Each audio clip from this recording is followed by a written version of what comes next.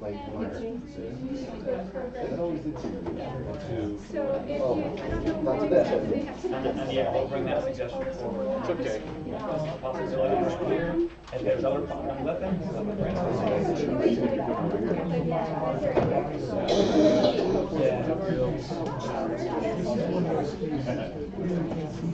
Like, I don't think this would fit founders.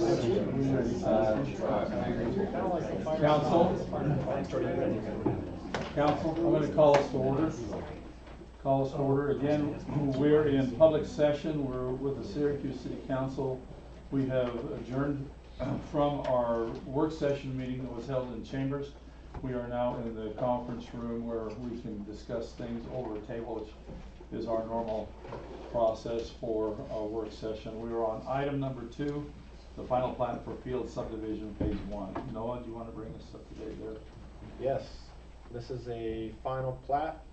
You guys have recently seen the preliminary plat that had the whole subdivision, which is around 100 units. This one is, the first phase is 33 units, and second phase is 45 units on about 18 acres. Planning Commission reviewed it, unanimous approval. There are some outstanding engineering comments, but all of the lot sizes and the, this is a utility issue they're working through. So Planning Commission gave a condition that they'd like to see that all of the comments be met before City Council votes on it, and working with the developer, it looks like they're on track to have that. There's just a few minor things, but I think in the next 2 weeks, and the developer's here, so if you have any questions specifically about that, you can answer them better. We're beyond the point of the. Let's begin with Jordan, can we?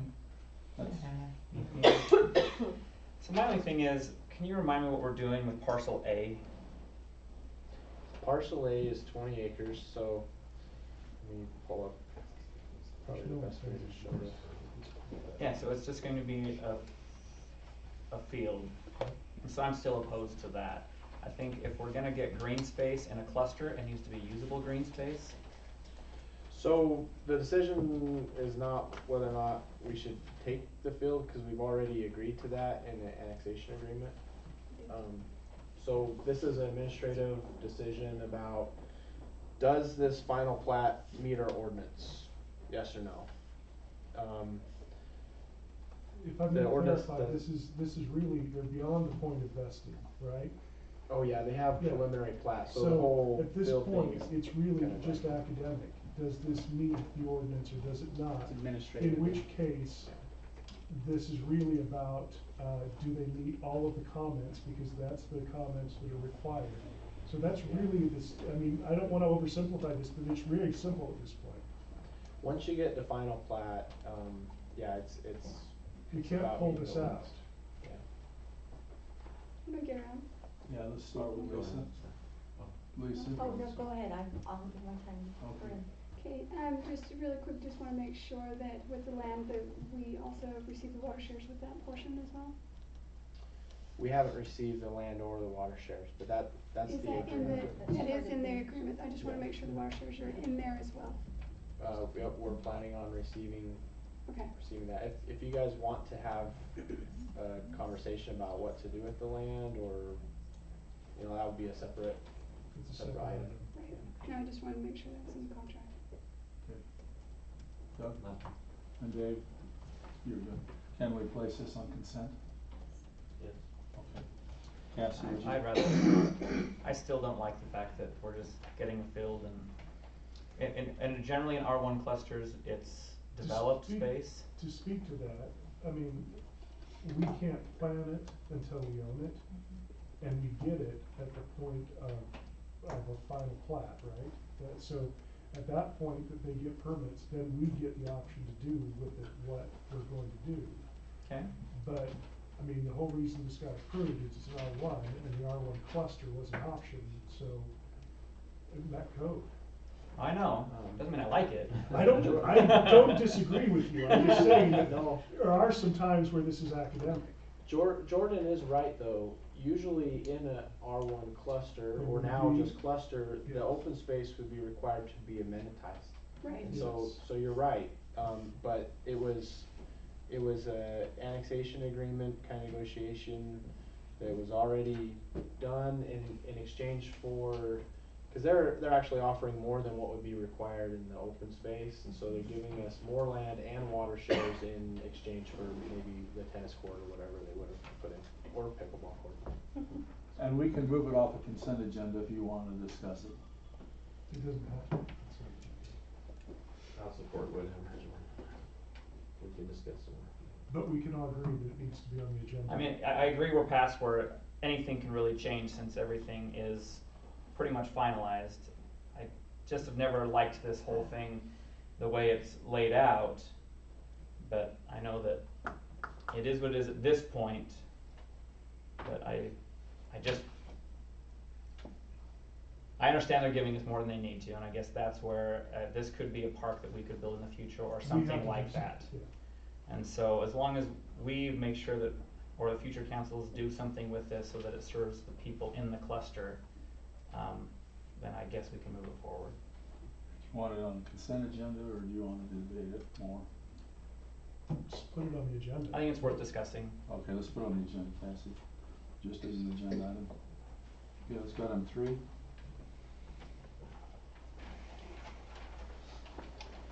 Home occupation parking standards, this has been a long time coming.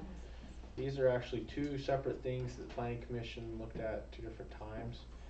One issue is employee parking, so when a home-based business has employees that's coming, in the past it just said no employee parking, period.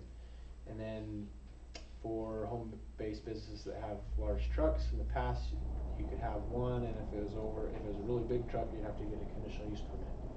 So we've been petitioned by 2 different landowners or business owners that wanted to change that. Obviously they wanted more trucks and the guy wanted more employees, and so planning commission reviewed it. What's in the packet is what the planning commission arrived on, two separate process. So basically with the truck issue, if you meet certain criteria like being over ½ acre in size and located on major collector arterial road, you can have up to 3 trucks. And only after planning commission has determined that the additional vehicles can be accommodated on site in conformance with the text. And then as far as the employees, planning commission recommends 2 employees other than those living in the home, so long as they're not parked on the street in front of the neighbors. So they can park on the street in front of the home or on the site, but they also have to have a dedicated parking stall. This is right here that they don't park in front of. Yeah, as long as they don't park in front of On the other street at all. adjacent. No, Oh, on the wait. Just street at not all. in Right. front. That's what I recall from planning Are you commission. talking about like as far as on the driveway of the? It says No. additional dedicated off-street parking space for No, each on employee street. shall be provided off-street. Yes, so that will be provided. Okay, just Yeah. Driveway's clarifying. legal, Oh, but okay, And in no case the shall they street. ever park in front of the neighbors. Yes. okay. So the only, sorry, are you done going through it? Oh, and you get started. Let's- Okay, yeah, I'll begin. I think it's very reasonable. I know that we discussed not making it more difficult to do business here because part of that blesses our city, part of the money that is made through small businesses, and we don't want to make it more difficult for them. But I think that I think this is a very reasonable way to keep it from being an eyesore or a collector, and without being a deterrent to our businesses. So I don't have any issues with this. Corinne? I agree.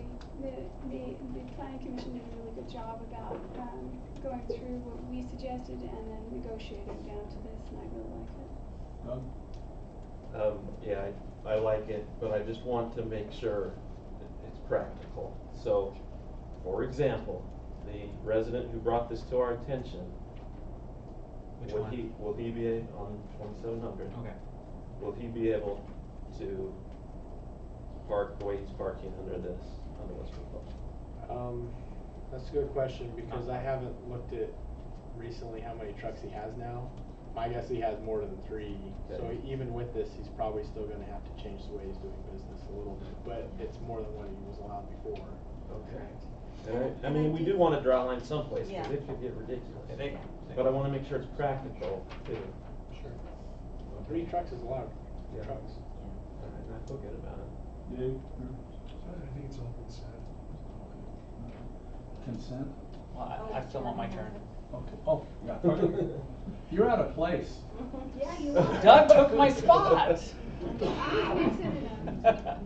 So, the only thing I would change is, it says the home occupation shall limit the number of employees to 2. So I don't think that's the intent of what we want. They can have more employees, but no 2 can be there at any given time. No, I think you bring up a very good point, because carpooling is the way that they can have more employees. So you're right, that clause needs to be rewritten. My No, it understanding. says to come to work at the home or to park vehicles at the home. So You it doesn't don't say that want you're, 2 that you're vehicles. stopping them from working there, just that they're coming to the home at the same time. Well, actually, Isn't that what it's saying? according to that sentence, it does say it's limited to 2. Yeah, they can have 2 additional employees Right. that can come to their house. Before it said 1. I know it said So 1, if- but I think we need to word it in such that maybe I have 1 different person come to my house each day for one reason or another. So which one would you like, 2 at a time or 2 total? Because 2 at a time, that means that they could have 10 employees, Or but can we- 2-hour shifts coming all day, coming going all day. What I don't want it to turn into is a constant in and out of traffic in that area. So I don't want that, but I don't want to say, you can have, your small business is limited to 2 employees, and after that, you're outside of the ordinance. Then we need to be specific about it connecting to vehicles, not the actual employees. Yeah, I think that's the Kind of point, what because we're- the code is about parking. The city does not have a code that says you can't have people come to your house, and we would never have that. You can have as many visitors as you Okay. want. The code is about workers parking. I can add the word So parking there it to needs to clarify that. refer only to parking. To park Yep. at. Limit the number of employees parking at the Parking home to Yeah. 2. to 2. I So they can have At more any employees. given time. This I'm is comfortable with parking that. related to home business. We don't have the authority to say how many people you can Yeah. have visit. I think Other that than was that the intent. clarification. 30 Yeah. employees, as If they long all as they come in one bus. carpool. 2 vehicles. And if Okay. it fits in at your a time. driveway. Or walk, that's what you want. 2 employee vehicles besides those living there. Yeah, I don't think anyone's gonna put a call center in their basement. I mean, but the big thing is, I don't want to disallow someone from having 4 or 5 people that helps them out on one thing or another. But what I don't want is a parking lot in a cul-de-sac, or any other street for that matter. Council, are we united with that? Yes. We good with it? Sounds like it. No, you have enough, They- So I'm gonna add some language, and we're taking this to the business, so Parking. you don't need to see it again in a work session, right? no. Right. You can't control what people do to people. I agree. That's what I'm saying, this was parking related. Our unless- authority extends only to They debated parking. this in planning commission. Let's go to item number 4, and Councilman Peterson brought this to the attention, so, Noel, you wanna start it? Yes, in our ordinance, detached temporary carports is limited to 10 feet. And if you remember when we added this is different than a garage or so we did some research about, I was asked to do some research about what the common heights of things people are actually storing are. So you've probably seen the packet, they're taller than 10 feet. So that's the question to you. Do you wanna look at allowing something taller? Yes.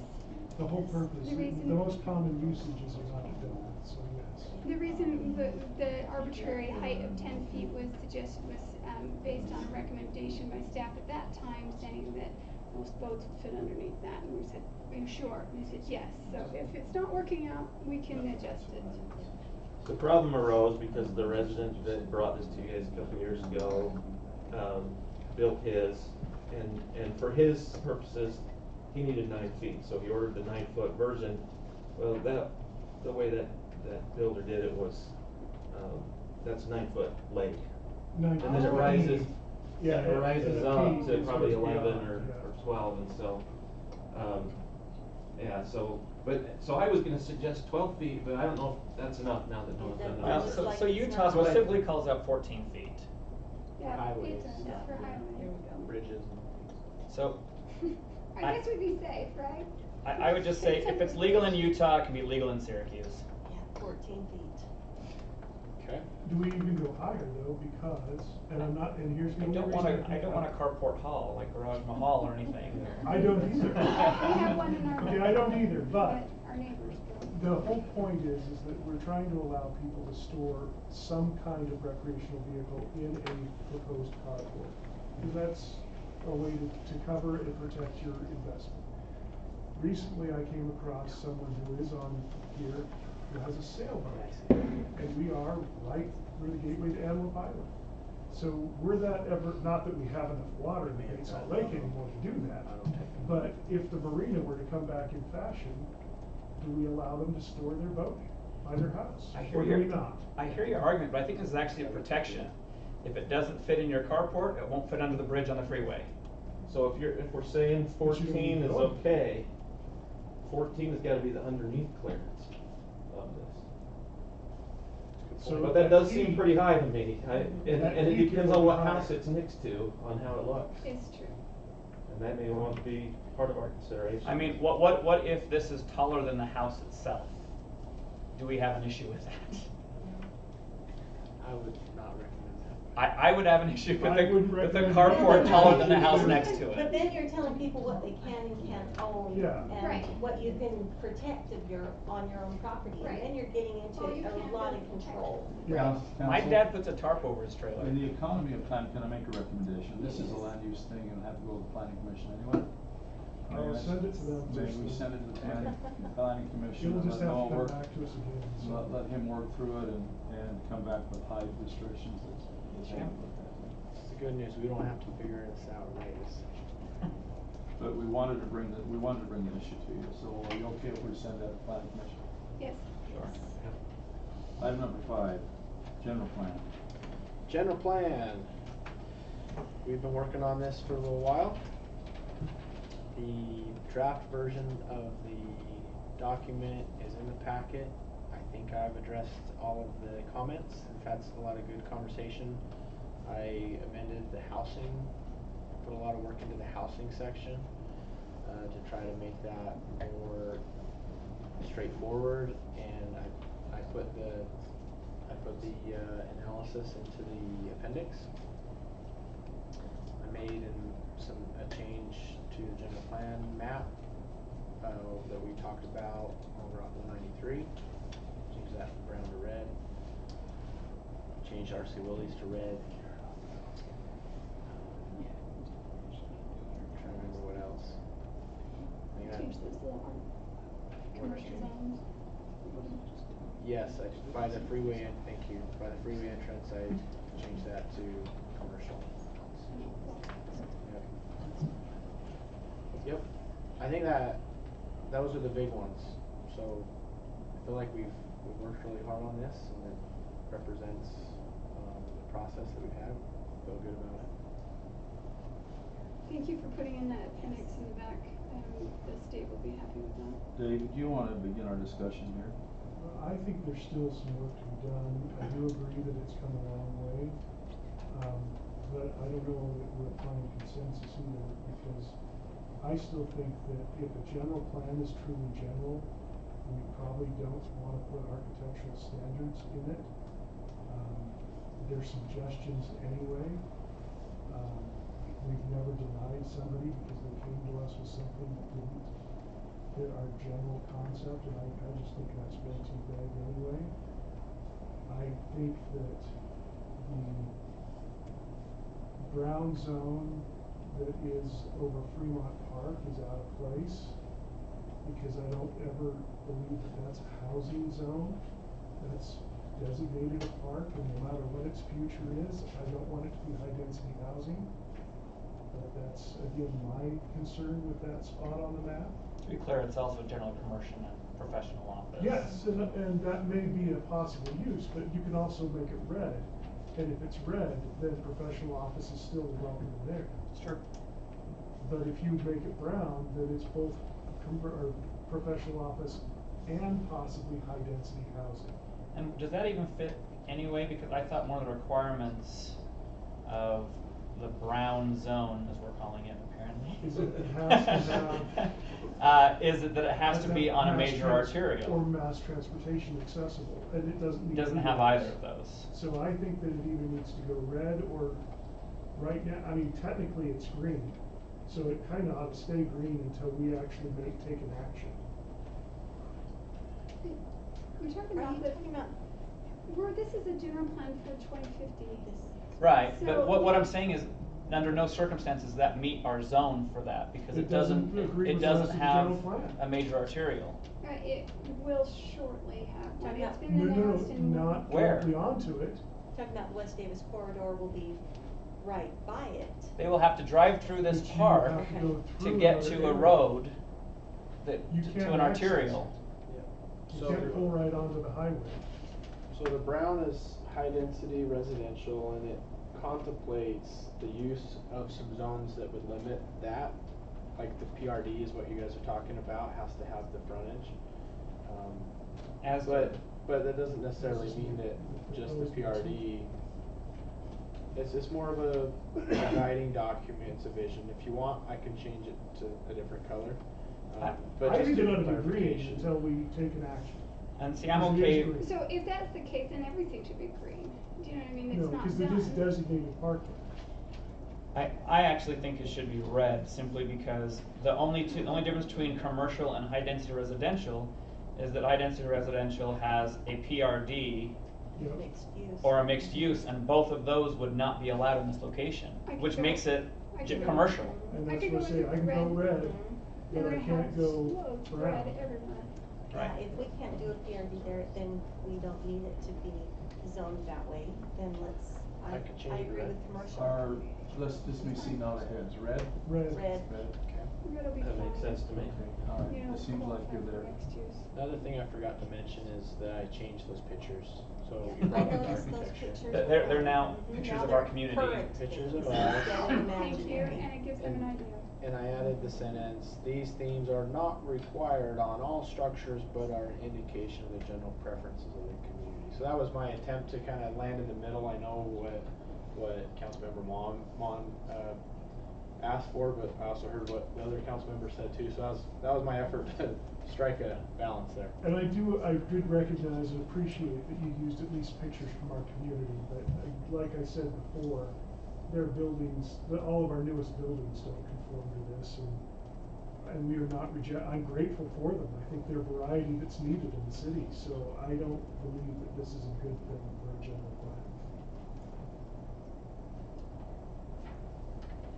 I think it's okay to have a statement about architecture. We know it's not required. We don't see that one. I agree. I don't have a problem with being in there. It doesn't have to be to make it a general plan, but No. I think it helps. But I don't think it will be off-putting to anybody either who would say, well, I'd like to build this. They have to come before us anyway, and it's not like we've said, these are the only structures we'll consider or accept. And I think that there's plenty of leeway there. I think as a developer, I would like to see pictures of the community. I'm Maybe not if I for haven't that. visited yet, I think there actually should be a few more pictures that kind of show here's the personality of Syracuse. Because I think if you're just saying this general plan to somebody that someone is interested, I think they'd want to know kind of how it works. But the big thing is, I do think we need to emphasize that, hey, you know what? If you have a really creative idea, we are open to do business with Maybe you to you see can add what that it is. there. Okay, These so- themes are not required. We are happy to have a conversation with you about what you would like to do here. If that's the case, then, if you're gonna add more images, then would you agree that maybe images of some of the diversity? Because these are all peaked rooms. Yeah. And we've had developers, specifically the people who are working on the library, come in and say, according to your general plan, everything has to have a peaked roof, and that costs more. And then we said, no, you could have an alternate roof. I mean, may I Is it point really out? necessary to? Yeah, may I point out that City Hall does not conform to this. I know, that has been pointed out, and I agree. And so I do think we should show, You want me to add a different picture in Add the here? library. I think Show add the additional hall, pictures. Show the liquor Let's- store, it's a beautiful building. Okay. I can do that. I agree. That's what you guys want me to do. And it's a very different building, and it's modern, and I it's think acceptable. we have a large diversity, and we think they're all good additions to our community. Okay, so I'm hearing, Fremont Park red, more general pictures of the community, and swap out one of these architecture pictures to something else. I don't that think you doesn't should have- swap out, I would say add more. I like pictures. Maybe I'm a simple person. but Everybody loves a good picture book. Should we just take out all the text and maybe just replace Just all? put it in a picture. Get the picture book. Just kidding. No, seriously, what, so you guys don't want me to swap out one of the pictures? No, I think like they're that fine. adding. I think you Some should pictures throw somewhere. pictures throughout this document.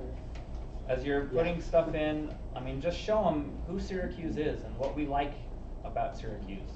Okay, more pictures, red over Fremont. Sure. Yes, great. Okay, I Bring it would, back. one other thing, if you're gonna add some more pictures of the variety of Syracuse, I think you ought to add a few of the things that we want to promote the branding of Syracuse. For example, the about to be put in Buffalo entryway. You know, something like that helps people say that we like a flavor of announcing who we are. And that doesn't have to be in any section. That pictures are not bad when you have blanks. It's better than a white page. Okay. When I'm flipping through a document. And I like the idea of adding some of the branding that we're kind of unofficially putting throughout our Syracuse, the buffalo that we have at the splash pad, and we'll be putting some more in over by the linear park. Yeah. I think those types of things just add to a community. They kind of add a sense of. If you're gonna try to tell a sense of who we are just randomly, that's what we wanna add. And There's some of yeah. parks we could put in. And maybe you could throw in a Jensen Park picture, because that's quite, Yeah. that's very branded, in my opinion, too. It's not. We are turning this into an advertising piece for you, It is, so might as take well note. be. Let it speak for us. But that's what the city plan, it should be helping to sell our community to the people that we want to come here. Okay, well, I agree with all this concept. It could go overboard in my mind. Yes, Maybe in a it- picture book. Don't take out the No, text No, for, But it hasn't yet. No, no. just give them that. I will judiciously add some character building photos and bring it back to. You wanna bring this back to a work Yes. session, or do you wanna move it forward? I'm good with business me because too. we're I okay can with move the forward. text. Yep. Okay, move forward, Corinne, Yeah. Doug? Move forward. Move forward, Doug, or Dave? There's already 3, so it doesn't matter. I still want your opinion. I would like, you I would know, like to talk about it more, but. there's a few, I'd like to see it in the packet, I I would mean, like just to to make see sure it. Noah does it right, Well, for my instructions. We're not but- saying consent agenda, what we're Yeah. saying is bring it to a business meeting with what Yeah. we can table. Yeah, that's fine, Good? unless you want another work session, but they already have 3, It doesn't so. matter, so I The, said. the intent was if we can find a way to vote on what he, what he proposes, and if you'll get with him, what you see when the packet comes out. Sure. Maybe the mitigation of this is, could we see it before just the packet? Packet comes out. Because if we could see it and give some feedback, maybe by the time the packet does come out, it could be ready. Is that possible, Noah? These are not big changes. I'm a little uncomfortable with that, cause then if there's feedback, we're so close to it now, if there's feedback from just one person, I have a hard time wading through that. Does that make sense? As do I sometimes too, like if I'm getting a lot of, sometimes it's nice to see where everybody. Actually, I'm comfortable with the feedback, I just don't want it incorporated in the document, cause I it gets can't lost. allow I can't allow Okay. feedback from the group tonight, so thank you.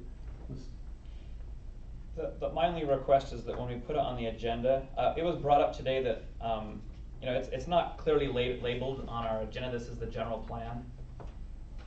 I guess it is, general plan, vision Yes, 2050, it sorry, is. I didn't see that, but It is. I just wanna make sure that it's clear that that is what we'll be discussing and possibly voting on.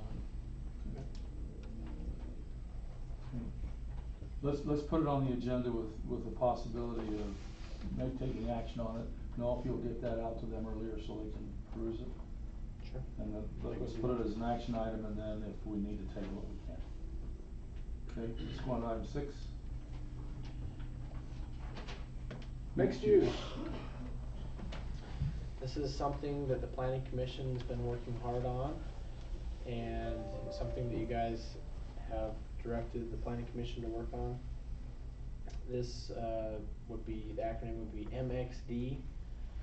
The goal of the zone would be to obviously allow a mixture of uses, but also get something that is architecturally attractive, especially along the major corridors of the city, and utilize the demand for residential development to achieve some other sales tax generating uses, or even commercial job generating, because there is very high demand for the residential, and this could be a way that we can get some of those uses that don't have a lot of demand. There's a lot of discussion with planning commission about what should be allowed and what shouldn't be allowed, and there's a lot of discussion about the form, so we wanna make sure it looks nice, and they put together a sketch basically of the goal. Doesn't mean that everything has to look this way, but at least give some direction as far as to the developer what we're looking for. And this is vertical mixed use, where you have storefronts on the first floor and residential above. And then obviously not all buildings will be exactly the same, so some may have some of the commercial on the first floor, and some might be separated. And there's lots of text in here about the architectural requirements. Obviously, I'd bore you if I went through all of this, so I'm just gonna stop there and let you ask me lots of questions. Let's begin with Councilman Peterson. Okay, I like what I saw, and I'm still a little, I want to just make sure that this creates what we envision, and, because I don't believe the Antelope Drive is going to turn into an Old Town Main Street, with shops underneath every residence. But, so I'm looking at, the development standards. The requirement for every project shall feature a minimum of one first floor leasable tenant space built to commercial building standards. So what does that look like? Is that under every building there's going to be a leasable space, or if somebody chooses to do 15 acres along there, they just only have to have one? That was the So, planning commission. this is something the planning commission asked to be put in there. Preferably, we have maybe a little bit more flexibility. So what we don't want is to force every single building to have commercial first floor, and then we have all this vacancy. Yeah. And that's, that's just bare and just wasted space. And so the planning commission really wanted to make the fear, we're kind of working around the fears of what we want this to be and what we don't want it to be. And so one of the fears that we don't want it to be is to be an excuse for a developer to just build apartments, and with no connection to commercial at all. So they wanted to be very clear that there shall be commercial in every project. That doesn't say every building, it says every project. So they will have to design it and present a proposal to us right up front that shows that they do have some commercial in there and is attractive to us. Otherwise, so the concept plan and the rezone is grouped together. So you'll get a chance to look exactly what they're proposing. If you don't like it, then you don't have to approve. Let me open this up to open discussion amongst you, can I? Go ahead. So I don't know what the right wording is, but I just don't want it to be, say we're gonna put one flower shop there and then we have all these apartments. I don't like the direction this has gone, because when it was proposed that we would talk about mixed use, it was to facilitate more commercial in our city center, and that we would actually get more business by doing this. What it's becoming is, to me, and this is just to me, but the way that it keeps being pared down, is an excuse for apartments. That if somehow I find some loophole, I can build all apartments and my loophole would be commercial. what I need is commercial. So if we're gonna create a zone, I need it to serve the interests of the people, which is a business that defers the tax base, that helps our citizens.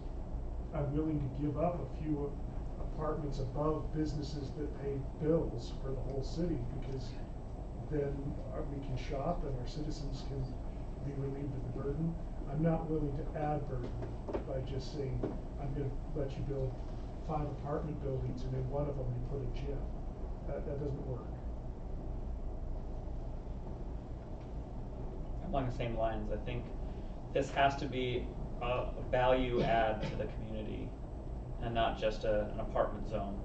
So if we're gonna move forward on this, we need to make sure that the percentage of commercial is, well, I understand that some of these zones are gonna need a good mix, but at the same time, it needs to be a good mix. We need to find that area where it's a benefit to the community, but allows us to meet the state standard for affordable housing. I'm not sure this is gonna meet that either. Isn't what you're talking about form-based code though? You know, like if they Yes, do it's some form-based project code. and you like it, you like commercial and then, I mean, the question is what do you want it to say then if Yeah, it what- doesn't work for you? I think, I like where the planning commission went, where they required commercial in every zone. They can't say, well, there's commercial around me, I'm good. Right. But I also don't want, you know, a flower shop that is 10 feet square, and then all the rest are like, and check, commercial done. And that's the value of form-based.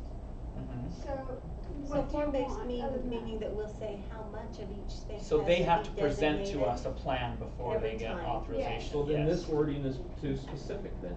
And it's on, well, actually, I think it gives a developer a heads up that, hey, you need to provide an element of commercial. If you guys wanna decide a percentage, that's fair, but the thing is, you know, you give the developer an idea of what you're gonna require ahead of time, so that you're not just saying, oh, we have this little. Bring us a rock bring and us we'll a- let you know if it's a pretty color. Right, we like it, well, bring us a different rock, you know? Yeah. So you gotta name it, what do you want? Yes, Do you want this or not? There has to be more. We So I think- grappled a lot, sorry. go But ahead. I think it's too specific to say a first floor leasable tenant space. Well- Just say you must have commercial. What if they want a zip line from apartment building to apartment building? Of course. It's always I'm just saying, that would be awesome. There was a lot I of would rent discussion that about a minimum apartment. percentage. Okay, let's give Noah some direction then in this particular thing. One of the things that I heard when I attended planning commission was that they really struggled to figure out a percentage. Well, actually, Noah didn't have any suggestions for them, they didn't come up with anything. Right, they struggled to come up with anything. They didn't have any numbers, period. Every site is different. And again, so that's there's a my lot. concern with this is, if we're looking for a suggestion there, every site is different, every site, it That's- needs to serve the general greater good, and I'm not sure that we have figured that out yet. So that's what form-based is. Do you wanna just say an element of commercial has to be included? No, I it's mean, not enough. So Then what are you then, suggesting? 2 commercial? What do you got, I mean- Dave? Well, I want it to be an What are you I want it to suggesting? say an acceptable level, but the thing is, But with that- form-based, that's- that changes Exactly. with every That's- If it's a that's small very- council, lot, with every Yeah, lot, it'll with every. change if all the it's time. a will small change lot, with you're gonna every have council. maybe 1 commercial works. If So- it's a larger lot, okay, maybe you need 2. So as I've been reading through this, so all the residential has a requirement of open space, correct? Yeah. As we've been looking through, so we are requiring open space for the residential, because that's essential. But I do think along those same lines, we should require Percentage. a percentage of commercial. If we're gonna require commercial, maybe it's 5%, maybe it's 10%. So that's form-based. That I is would form-based, say- but you need to give them a guideline, so it's not a Okay. flower shop. Here's how about the way to look I at have this, because nothing we against know flower that shops, different, just so you know. we know that different lots provide different things. What if we said at least 35% of street-facing buildings? Because the real issue comes, what if I do something behind the street-facing, then first floor business doesn't work anymore. Yeah. It's true. It does say that you have to have parallel parking for businesses and street side. I'm I think just it trying to kinda figure talks out, about that. this is just a brainstorm, I'm not trying to say that's the answer, But I like where you're looking for going, something. because really what we don't wanna give up is this wonderful street we have in Antelope that is a great area for commercial development, and if it becomes front doors of homes, then we've lost an opportunity. But I go back with one of our goals here is not just a flower shop, and I hate to keep using that. I That's don't wanna pick okay. on flowers. I've spent But a lot of jobs, money at those. right? We wanna Jobs. create jobs here. We do want jobs, we want more people to be able to be employed in our city. We also have to appeal to, I mean, up to this point, nobody is taking those frontages, nobody is buying that property. Well, a lot of it's owned by A lot of UDOT it's though. tied up by UDOT, we're trying to unlock it. So will will the developer say, I need this first before I need to be able to support the commercial base for it? Well, I mean, we this have to make it specifically- workable for everyone. This specifically says commercial has to come first. I know that Noah can answer that one. I can speak to that, and if we remember back to what kind of got us into this is there are many property owners in the city that have had their land for sale for 20 years, and it's zoned commercial, and they can't sell it commercial because nobody will buy it, nobody will develop. There's not the Because market. of the frontage. Not necessarily. Some No, of this them, is the one. but Long yeah, Beach. right along Antelope, right on the prime landscape. They can't get anybody to build commercial. So the reality is, in Syracuse, the market for residential is much stronger than commercial.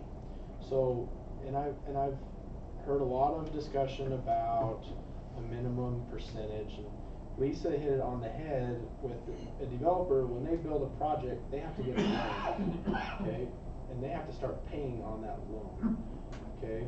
So and there's a limit to the amount of credit that they can get.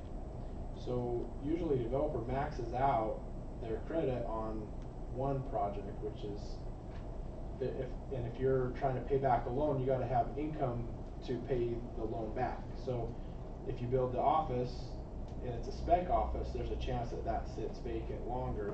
But if you build the residential, those people move in and they start getting income, and then they can use that money, and then they reduce their debt amount, and then they can build the commercial, the office with it. So it's usually, it's hard to do all of it up front.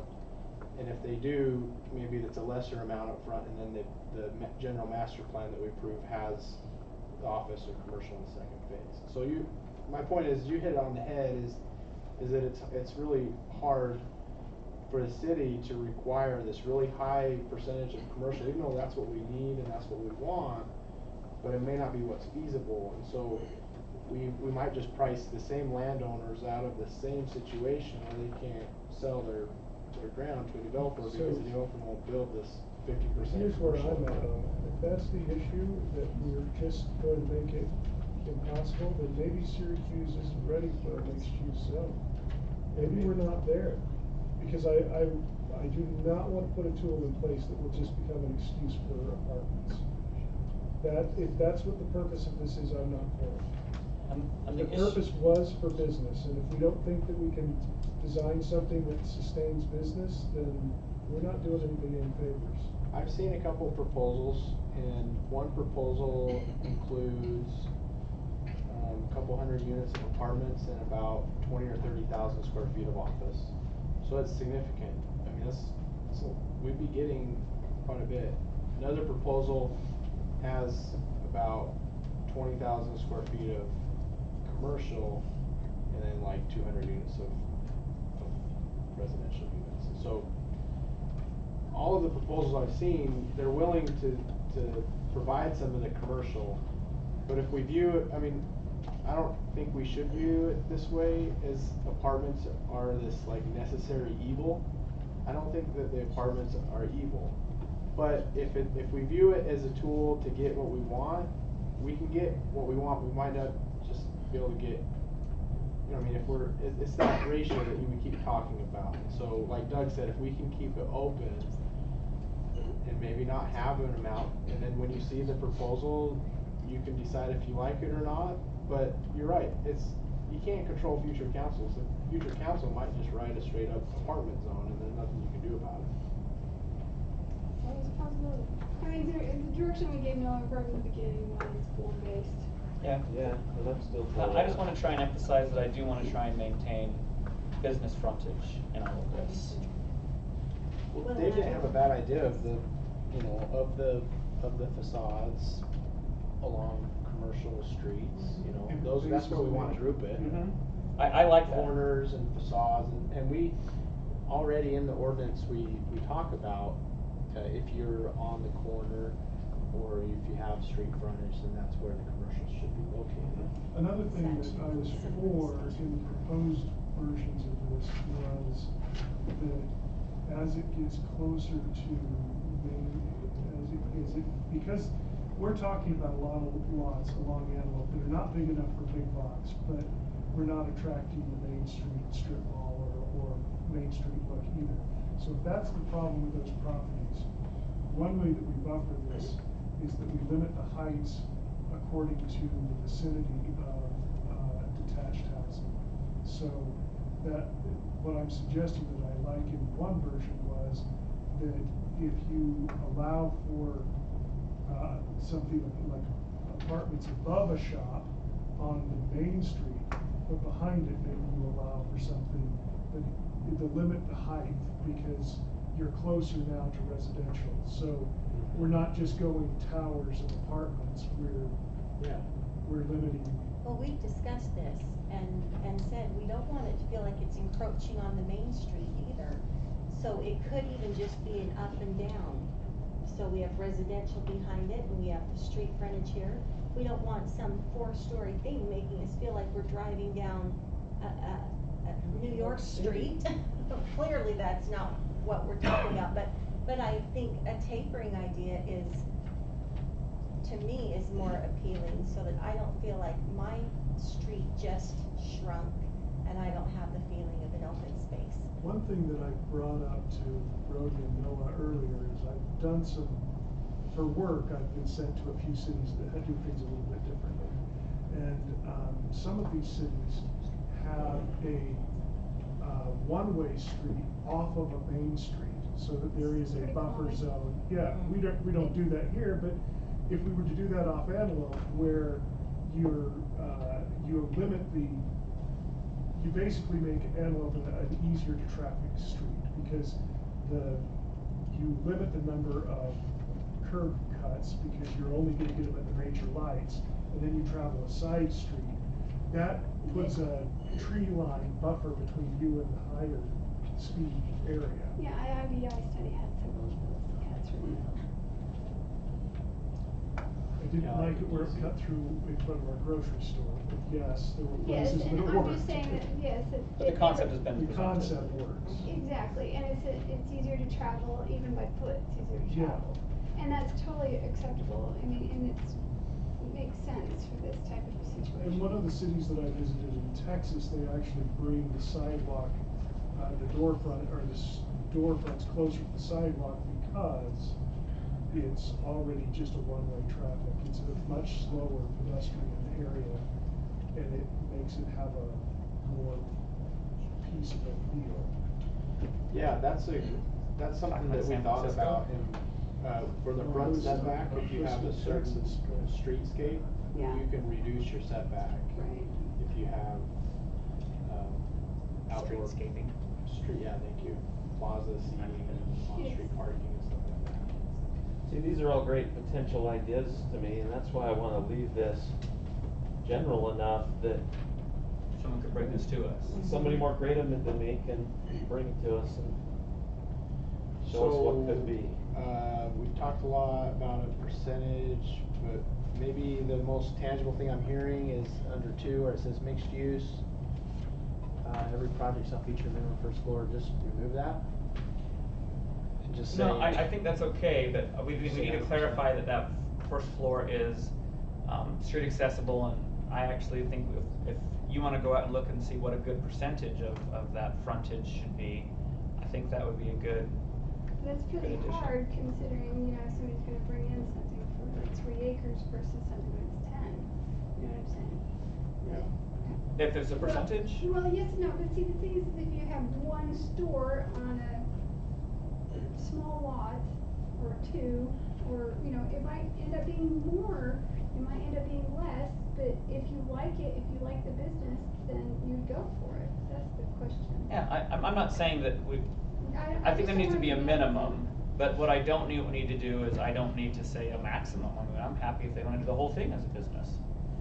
So maybe perhaps we could do by project and have a percentage of the project that has to be, but whether or not it's square footage of the project or square footage of the buildings within the project. The footprint, the square footage of the building footprint within the See, that project. sells to the questions. Square footage of The finished floor floor area. level, of all of the living units, It gets how much complicated. do you? But I think we wanna get away with determining each building how much has to be in that one, cause that's complicated. But I think frontage is pretty clear. Yeah. I think frontage is pretty clear. Okay, so under 2, I'll add that the leasable space has to be along the frontage. That's totally acceptable. Okay. Do all of you feel good with that? Yeah, I mean, it can be elsewhere as well, but at a minimum, we want to maintain the frontage. Sure. I'm not gonna limit the amount of commercial they put in their development. And then with architectural standards, even if it's not, you know, for that, say if we require them to have, or it's like, say it ends up being 30% of that frontage, the first floor becomes actual commercial, the architectural standards will require that the rest of it essentially still looks like commercial, even if it's not, so it still gets the same feel and look that we're Yeah, looking for. well, yeah, I think this protects us from beautiful brick up front and cinder block in the back. Mm-hmm. We need to make sure that we have high architectural standards in all of it. To approve this zone though, I think one thing that we have to have is the unlimited authority by the council to turn it down. We're not obligated. If somebody brings us a plan that we don't think serves the city, we are free to turn the concept down. I think you already have that. Yeah, we've been pretty clear about. Let me, here at the end, under development process, all projects within the mixed-use zone shall enter a development agreement. Okay, skip to the second paragraph. Upon application for the mixed-use development zone, the developer shall provide colored architectural elevations, colored concept plans showing architecture, design, proposed development, elevation drawings, including materials, yada yada, concept plan, location of each proposed building, labeled with the use and square footage, so you'll know exactly how much is commercial, how much is residential, parking areas, number of stalls, existing buildings. You're open So you'll get that up front, and a And that travels zoning with the zone. application. It says So upon if we zoning ever give approval, it it'll the be zone, bound that with is- that. It's a zoning application, so you can say no. You do not have to say And yes. so if that development doesn't go through, or any part of it doesn't go through, they're bound by that plan, or they have to start over. I know they're bound by that plan, cause Because it runs it's the development plan. agreement. It's just like the RPC. Right, I mean, they'd have to make a new application, it's the only way they can go out. If you And say that'd be no, they very can't apply difficult. for, what is it, a year or something. So I think you're I pretty don't know, you safe. have that. Do you want us to limit them so they can't bring us a new plan for a year? Well, if you say no, you could say for a time. table it, or. That's what you said. Oh. No, I just don't wanted, give them a I time want limit. approval to be upfront, I don't want any surprises.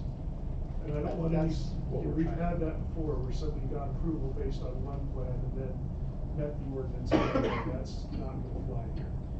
No, we purposely wrote it so that you'll see what they're proposing up front.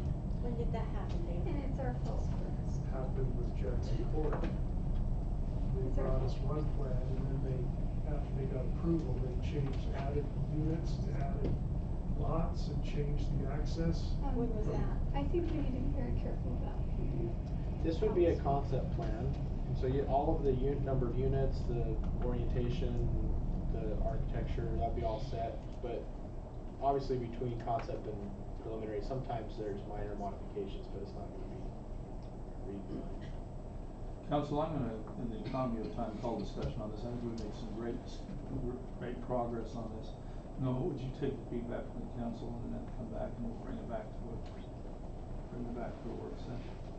Stock item number 7, and by the way, council, I am going to make the decision here, and item number J, our fire department biannual review, I'm gonna direct that discussion be part of a work session in our business meeting, that after we've met our business obligations on the 10th, that we hold that to that one item and have the fire department come and present to us tonight on that night, so that we're a little fresher.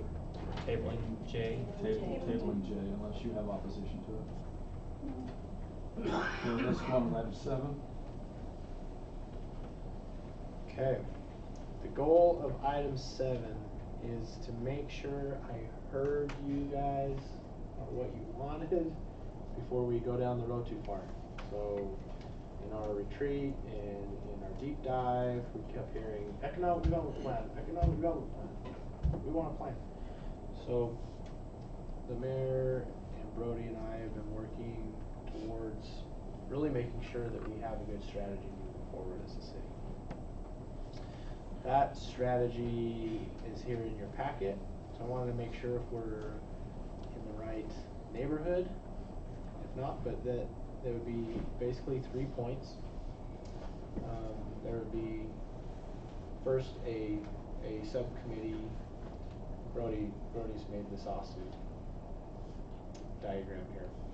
So you'd have a Awesome is a relative term.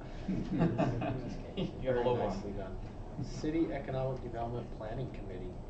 So we want to have 2 council members, the mayor and staff, help direct 3 main points.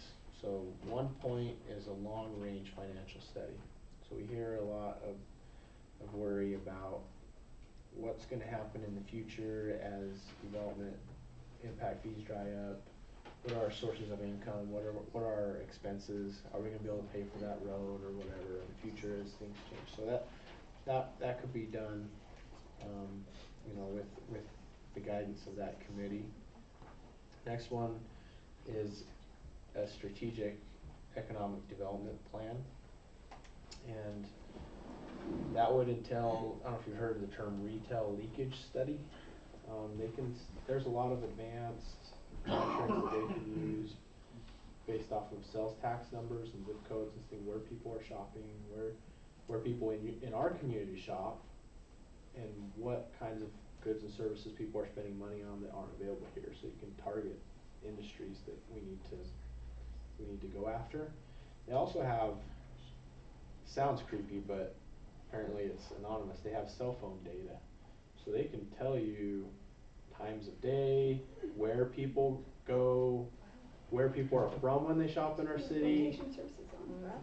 Yeah, so when you have location services on your phone, like there's data, that data can be purchased from analytic companies, and they can tell you a lot of information. And that information's useful for us, but it's also useful for our businesses that could utilize this plan in marketing and improving their business too, because they understand who is there. And then the third part is using East Utah program. It's called Development Ready Community.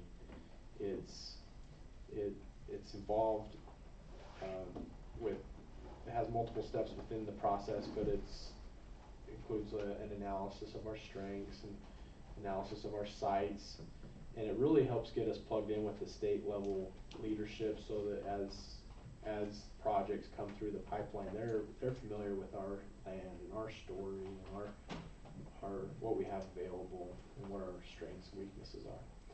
So there's those 3 points.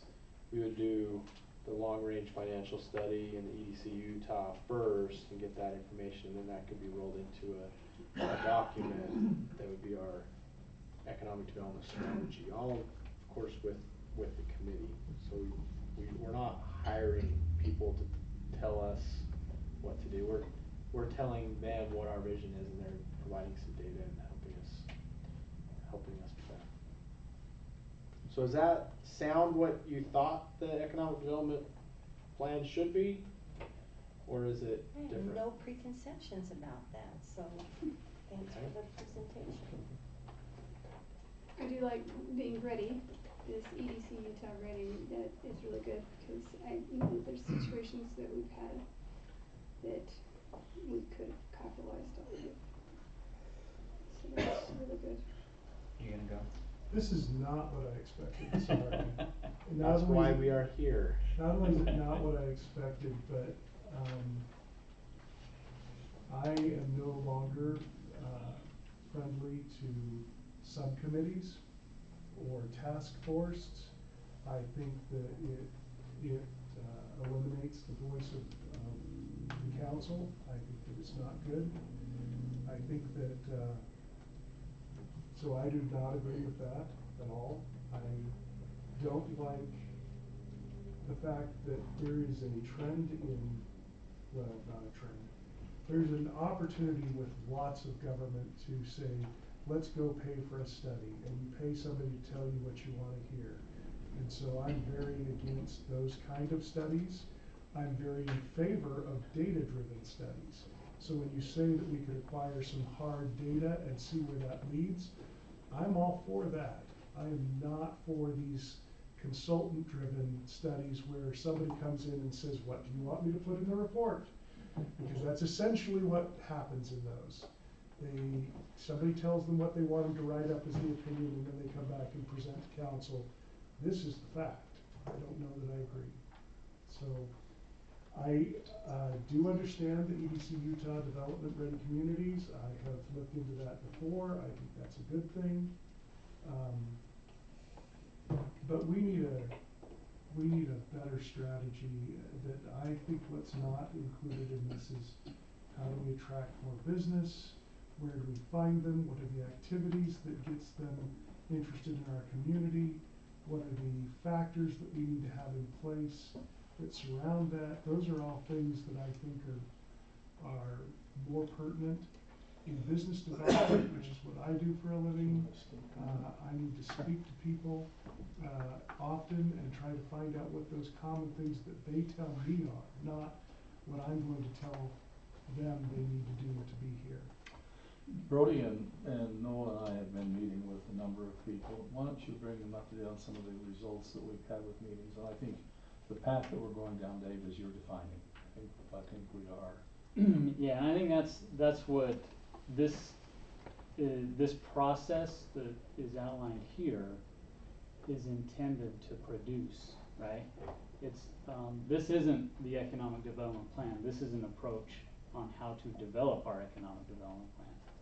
And part of putting that plan together is discussing it with not only we have an advisory consultant that can provide data to us, but actually meeting with our businesses in our community and seeing what they're seeing, so that we can gather that data. And we've met with some already, and we feel that that's very productive. But that's all gathering. What we didn't want to do is hire a consultant, like you're saying, hire a consultant and say, tell us what to do, or even worse, like your example, we're going to tell you what to put in the study so that it makes us feel good. So, yeah, what we want to do though is we want to have control of what goes in the plan, not send it off into a black box and then it comes out and we see what we get.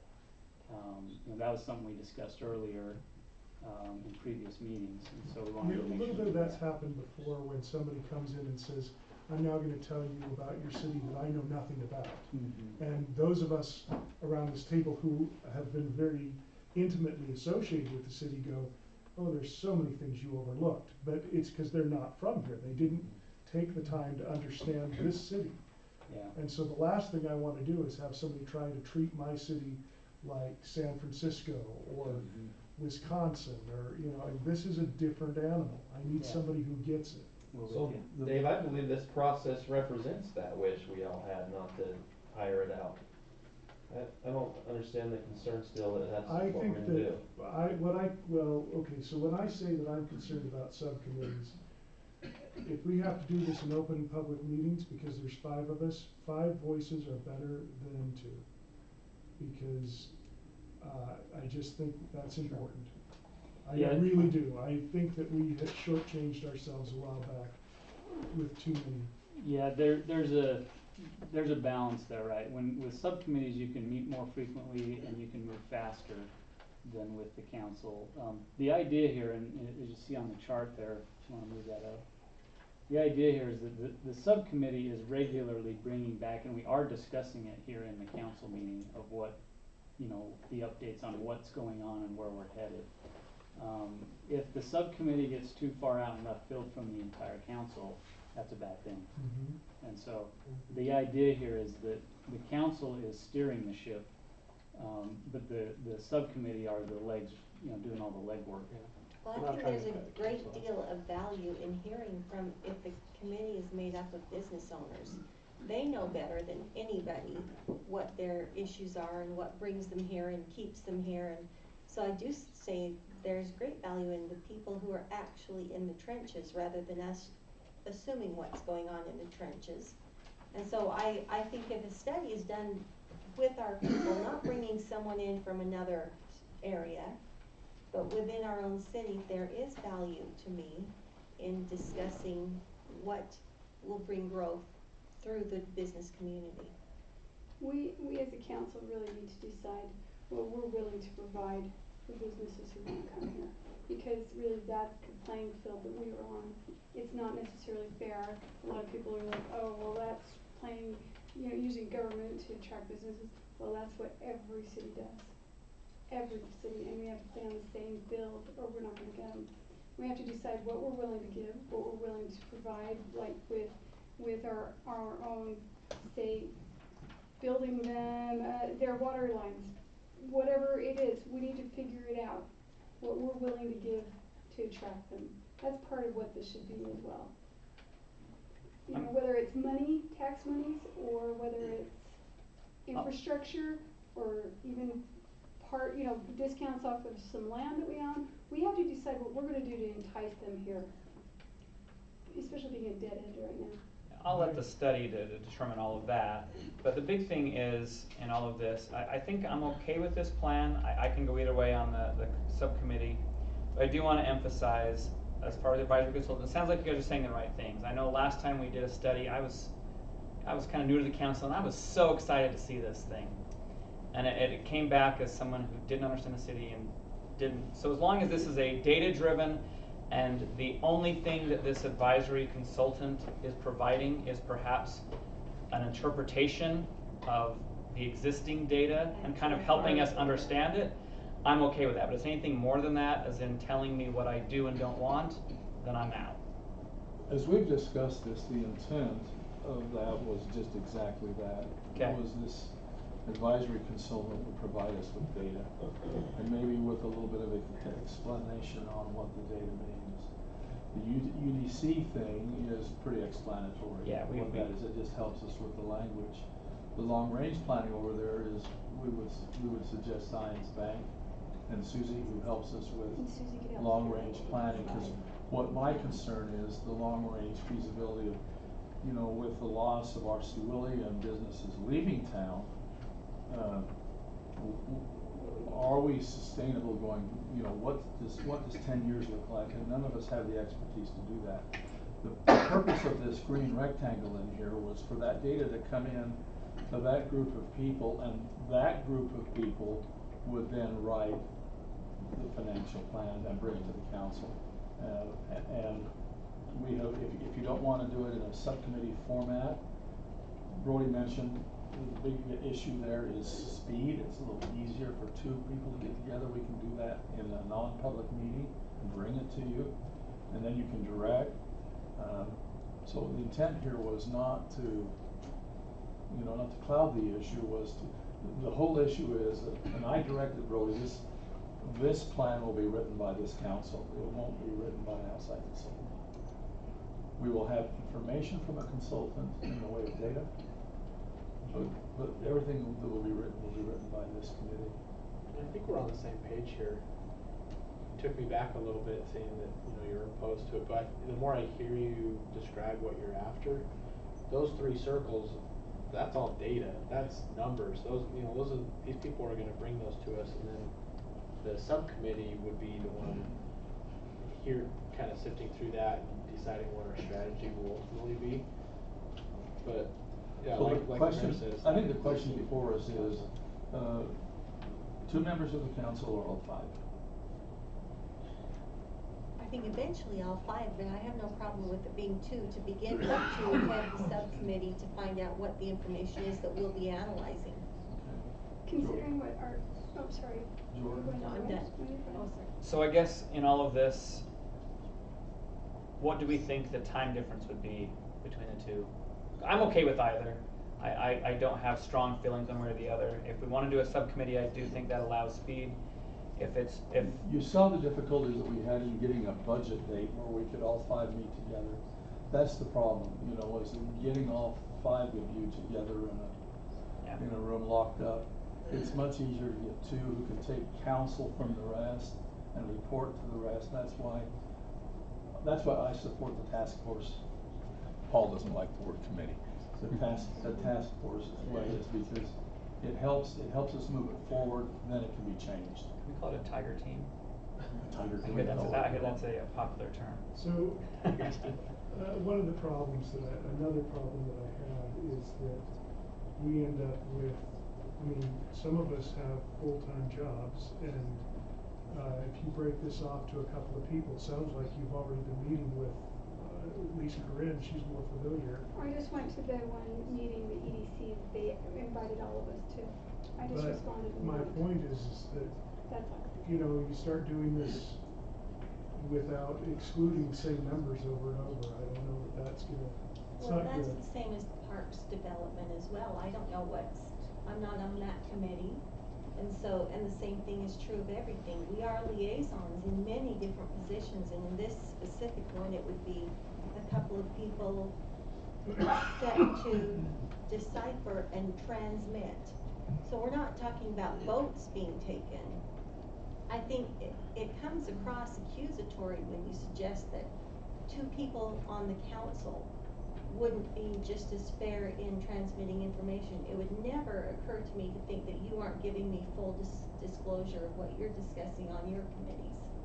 So when you suggest that 2 other committee members or council members are not going to be fair and open in giving all the information and disclosing it, that sounds like you are questioning I'm their saying- ability to disseminate. It has nothing about disclosure, it has to do with 2 people instead of 5 people trying to give input on what they're gonna come back as a plan that we're going to take forward. Now, the plan is made by the council. This is a subcommittee that brings the information to the 5 of us.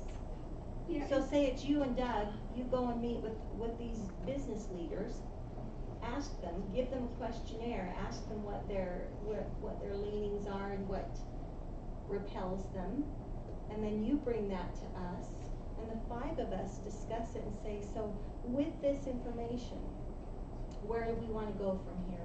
Well, to me, it's just information gathering. There's different ears, people with different experience. I think that we need to, as much as possible, be including all 5 members, because we all see different things. When we sit around this table, different important things are picked up on based on different background experiences. If you limit it to just a couple of people, you've just taken 3 of us and said, your background will not be included in this portion of it. And Now, here's the other problem with this argument, though, is that you've also said to Noah that he needed to have it all in place within a year, right? So, you know, here we are, needing to try to figure out our plan, and so we need to be able to help facilitate it. And, I mean, just look at the general plan, how long that's taking, but yet we're all having voice in it. Same with the parks plan.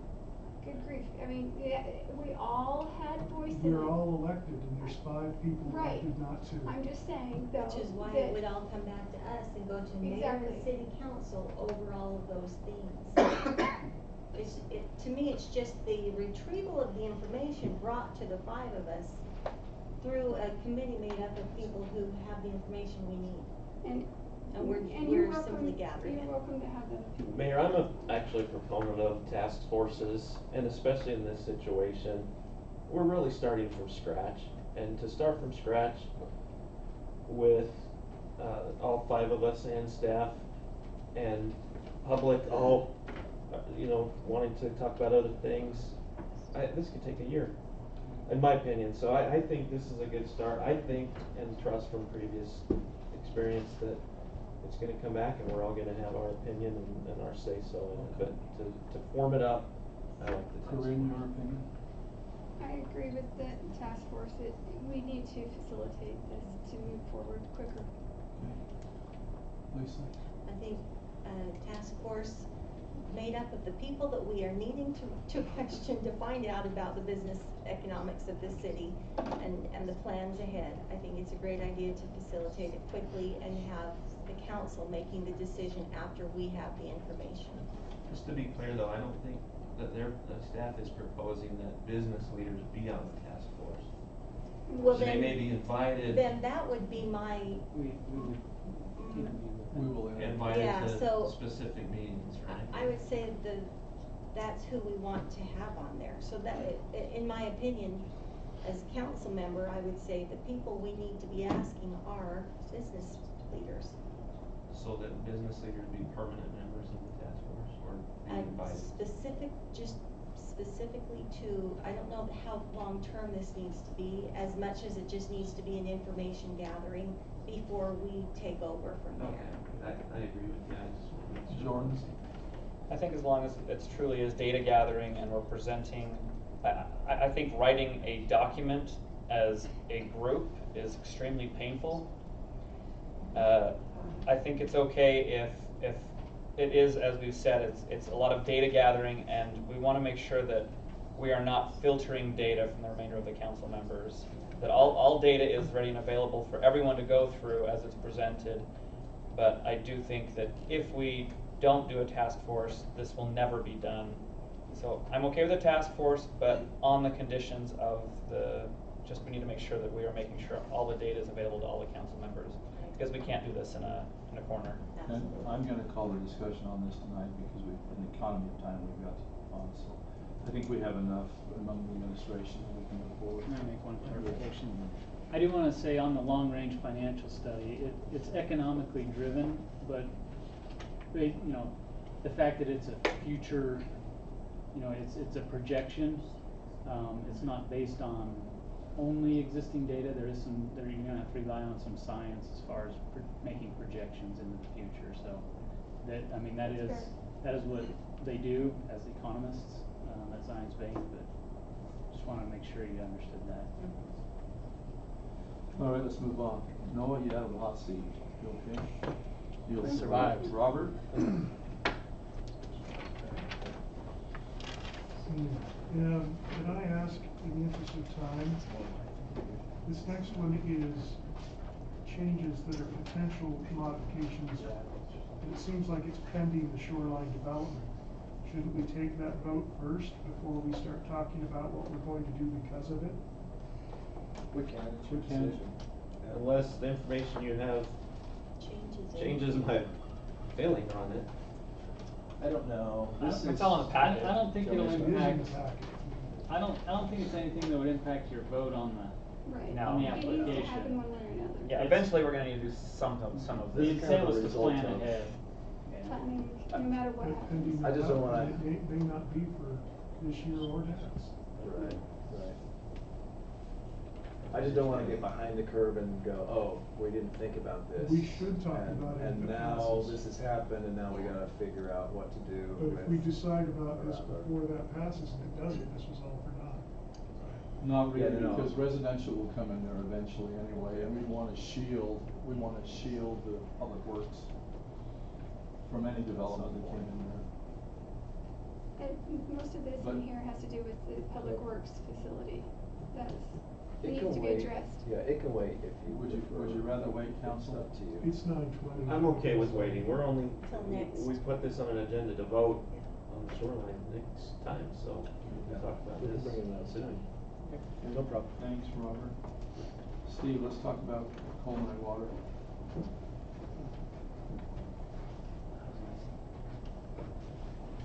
Alright, so this is our second discussion on the culinary water disconnection procedures. I've put in the packet some proposed amendments.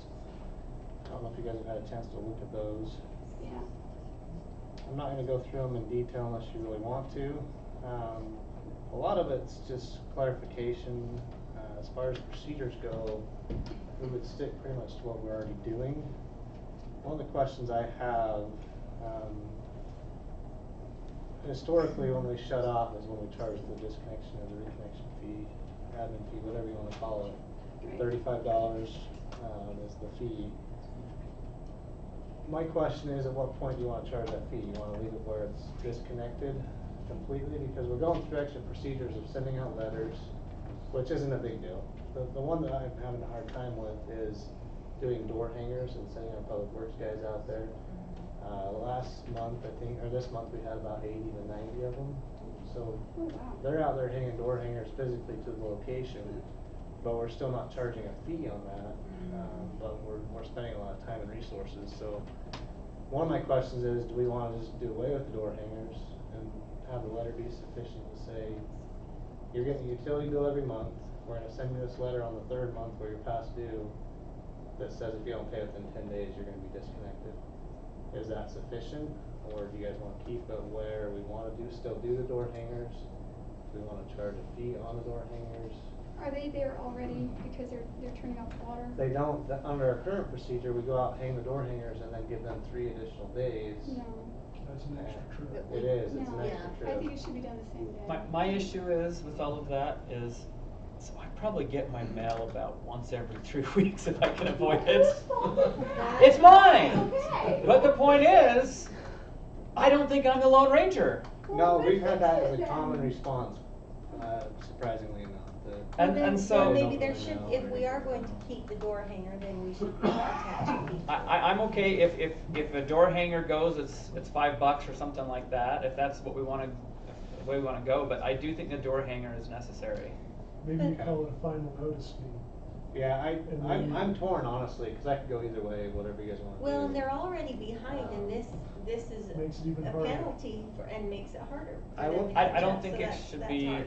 I will tell you this, this has been effective though, since we started doing this the last few months, we hung about 80 door hangers and we only shut off 7 people this month. Because that was like, Historically, okay. it's been 30 to 40 in that Oh, range. that's So- a huge I think it's difference. worth it So it if- is effective, it's Okay. just I struggle with sending our public works guys out to hang 80, 90 door hangers for no Yeah. cost at all. But we knew at the Okay. time that we made that change that it would probably, initially, people would adjust to it and they'd realize, okay, Right. the notice is shorter, we're not gonna carry you for 3 months, you know, and so after that's taken effect for a couple of months, it will probably go down again. So I'm But if you good. wanna charge a fee for the trip, it is labor, it's real, and it's a cost that the rest who are following the rules should not have to. And pay. that's, Not that was only gonna be my other the comment. employee, but gas and vehicle wear, Mhm. Yeah, I it mean, all it's adds all- up. and That it's- cost is the being, aircraft. spread across the people that are paying the bills on time. Is it fair, is it not? I could go either way. If it really starts to add up, it's not fair. So I mean, which it for sounds like one it is, time, if one you hung person- 80 this month, That's a lot. that is a lot of time and wear and gas. So. But if it does seem to get their attention, I think it's worth keeping, because then that keeps us from bearing the cost of so much water With that's not being having paid shut for. people off, that's So- another expense.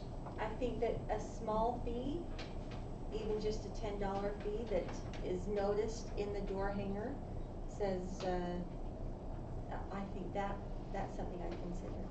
And we could even put that in the shut off letter too. Mhm. How much? Saying this will If be we're a required, at the end of $10. 3 days, you'll. Yeah, if you get a door hanger, if you don't pay by the time a door hanger is placed, you'll be charged $10. How Yeah, much put would it you in there. recommend? Yeah, we wanna make sure we're Yeah, upfront how about much it, are but. But let's Um, be fair it's too not about fair to the the rest of fee. citizens. What would you recommend? You know, $5 or $10 kinda stuck out in my mind, but it's, I think then let's start with the lesser at 5, because we don't wanna, if somebody's in a pinch, 5 is. Yeah, If you're gonna do 5, then you need to be firm about not waiving it. What I'm expecting though is with everything else in utilities, is that somebody makes a mistake one time, we waive the fees, we give them a chance, we start to habituate them to the point that we're going to, we need you to just correct the behavior, not pay the penalty. But if the penalty isn't enough, We have people who are like, yeah, just keep giving me the penalty, I'll just, like we saw that with water. I'll just keep going over and just keep paying the extra $20. I can get 90 I'll- days with. Yeah, I can just go forever. So maybe there's just an understanding that how often do we have recurring? A lot. A Most of lot, Do them- we- and our fee most of actually them goes are up, so it's $35 for the first disconnect in the year, it goes up to 50 on your repeat offense. And we have Yeah. several of those. Yeah. It's probably 50-50. Let's give Steve an amount. I say you make it $10, but you waive it for the first offense if they come in and say, well, we're serious, because but then that makes it a $10 offense the second time and every time after. I think this $5 cut and dry, you're gonna charge it, period. No waiving. You've cost us money. I'm with Dave, I don't think $5 comes close It to doesn't the pay for time that it takes and the wear and tear. Mobilization of an Probably employee. $10 doesn't either, Then can we but say no waiving? That's what I'm saying, don't Okay waive with- it, don't, I'm just okay with stick waiving to the it. first one. Look, I'd love to, but I know the history of the And we city. do that on our- Always, We do waive that on fees a our lot. late fee, we waive the first Do one. we really? they've always done Okay, it, so that's then the if- problem. But again, we're not going out See, and but we're using making- we're resources on a creating late fee either to. An We're trying to expectation of align our waiving. policy between what we really do and what we really should do, so. I agree. We're trying to get there, and that's why I say 5 and don't waive. But we found out that with a lot of things, we were acting on leniency that wasn't directed by the council. So what I'm just saying is, let's just be honest. Dave, give me an amount. I say 10. Doug, If it's not enough, people won't pay any attention to it. I say 10. Jordan, 5. I say 5 and no waive. I say 5, don't Okay. waive. Do you have the number? Yep. So I would just add that into where we're talking about door hangers, a $5 non-waivable fee will be added, something to that effect, into that language. In there. So what are you gonna do if somebody says, look, I've never had a problem before, I had a medical issue, 5's not too much. and can't you just waive this $5 because this is a first offense and I had extenuating circumstances that are verifiable? I mean, that's why I bring it up, because it happens all the time, and they say, Except for you're the- right. Well, in that case, you can just say, we had to pay our staff to come put this on your door, and that's what we're covering. The $5 doesn't non-waivable pay. And fee thank goodness it is won't a ever portion happen of that. again, since this is a one-time circumstance. Yes. I'm just asking, shoot the messenger. Steve, do you have Answer enough the question. information? I'm just saying, I'm trying to. Technically, it was your advice, so you're not the messenger. Steve knows where he's going with this, we'll bring it back. Shoot me. Yeah, And, I'll say that. this involve a public hearing, Yeah, when we it's a have to shame. do a public hearing and, okay. All right, item K, introduction of policy manual amendments. This is the first read, we're not going to discuss it. Rhoda, you wanted to Did discuss? we decide? Oh. No. We tabled I. And pulled J. And J. So from time to time, we have issues that come up to revise the policy manual. This was substantial. Yeah, this was a lot bigger than usual. This is the personnel manual, that we use to It was good. manage, various things in the city. Yes, there are a lot, so this is a first read, just letting you know it's here. Mhm. We will come back at the next work session And go into and it. start getting into it, so we don't need to really, dive into anything I tonight. like the but- changes, by the way, thank you. They were appropriate for what's And going on it's in the been a world now. year, so we've been tracking these as we've discussed them, Good. so that's why there's quite a few. Okay, so council will put this onto a work session agenda and we'll go through it. Okay, we wanted you to be aware of this the first week. Let's go to item L, discussion regarding public safety. Jordan, this was yours. Yeah, so this was primarily, I just want to look at making sure that our public events are such that they are family friendly. For kind of some history on this is I was at the CERT booth during Heritage Days, and we had some people come that were not from our city that came and they were just looking for a fight. You could see it when they walked in. They were just kind of walking around looking for, I don't know who, but they were definitely looking for something. And I've seen this on a consistent basis as I've been doing the first aid booth for almost 6-7 years now. Every year this group kind of shows up, and every year there is some type of public disturbance during Heritage Days. And I'm tired of it. I want this to be a place where families can go, they can hang out, they can ride the rides, they can go to the booths. I saw booths closing when a lot of stuff started happening. Axe throwing oddly stayed open, which was disturbing on a different front. Should have been closed. No, but that's kind of where I want to go. Is I want to look at number one, making sure that our police officers are safe. We had one of the officers was struck during this altercation as they were trying to stop this from happening. We had they were completely outmanned in this scenario. Now, in the years past, the police have handled this without any issue. We have amazing police officers, and I'm not saying that they didn't do a fantastic job responding, because within minutes we had enough police officers to handle this. But at first, I was genuinely worried for our police officers. The other thing is, so we need to look at the staffing. I think Chief is here to kind of talk to that.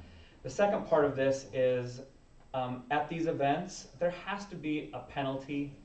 I don't know what we're doing right now, but I want it posted that if anyone is there to create some type of disturbance, there will be a fee.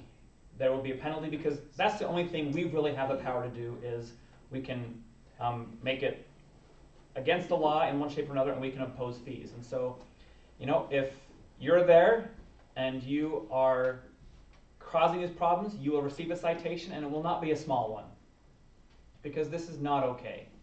The families, we want this to be a family event that is increasing community pride, and right now it's, again, I had my family leave because of all of this was going on.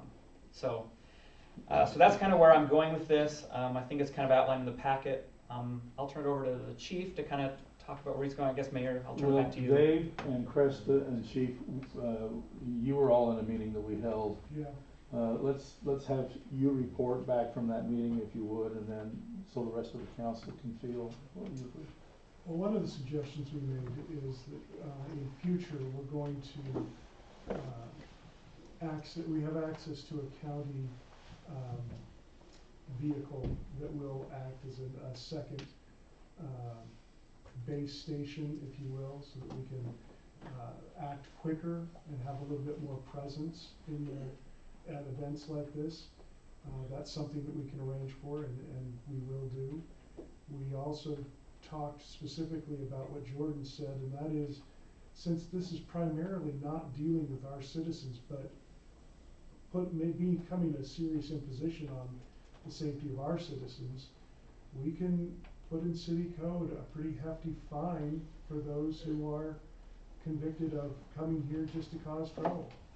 And I think that that's probably warranted. It's not something we're doing against our citizens. It's saying, if you come here, be respectful.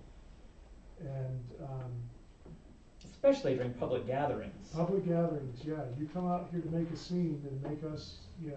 So you propose a civil disturbance type of ordinance? Yes. Yeah. Okay. And a big one. I'm good for that. Because Chief, want to chime in here, and Cresta?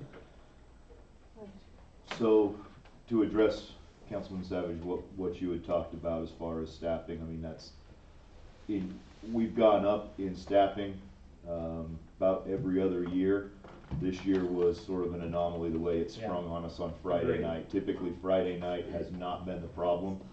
But what we discussed in this meeting that the mayor was referencing is that we'll use Public Works and Fire to help more with traffic blocking, so we can put more officers in the park.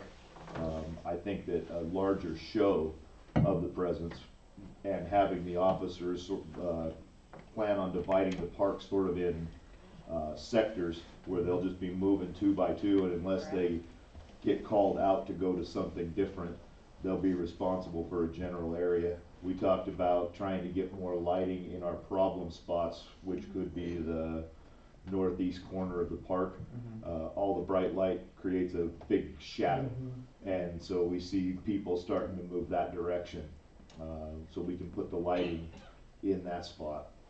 As far as the fee goes, I mean, again, if that's what you want to do, you know, I don't think it's going to be a deterrent to anybody who's there that night. They're not going to know that there's such a thing on there. Well, can we post signage at entrances that says any public disturbances will be subject to a minimum of $1,000 fee? I guess you can post a sign and say whatever you want it to say. But, you know, You've been warned. yes. The other thing, you know, that we do have to be aware of is that this is not always adults. Yeah. So, you know, you're gonna be looking at, let's just say, this 16, 17-year-old high school crowd who are going to be minors, who wouldn't necessarily fall under Paul's purview for prosecution. But they can't have a citation.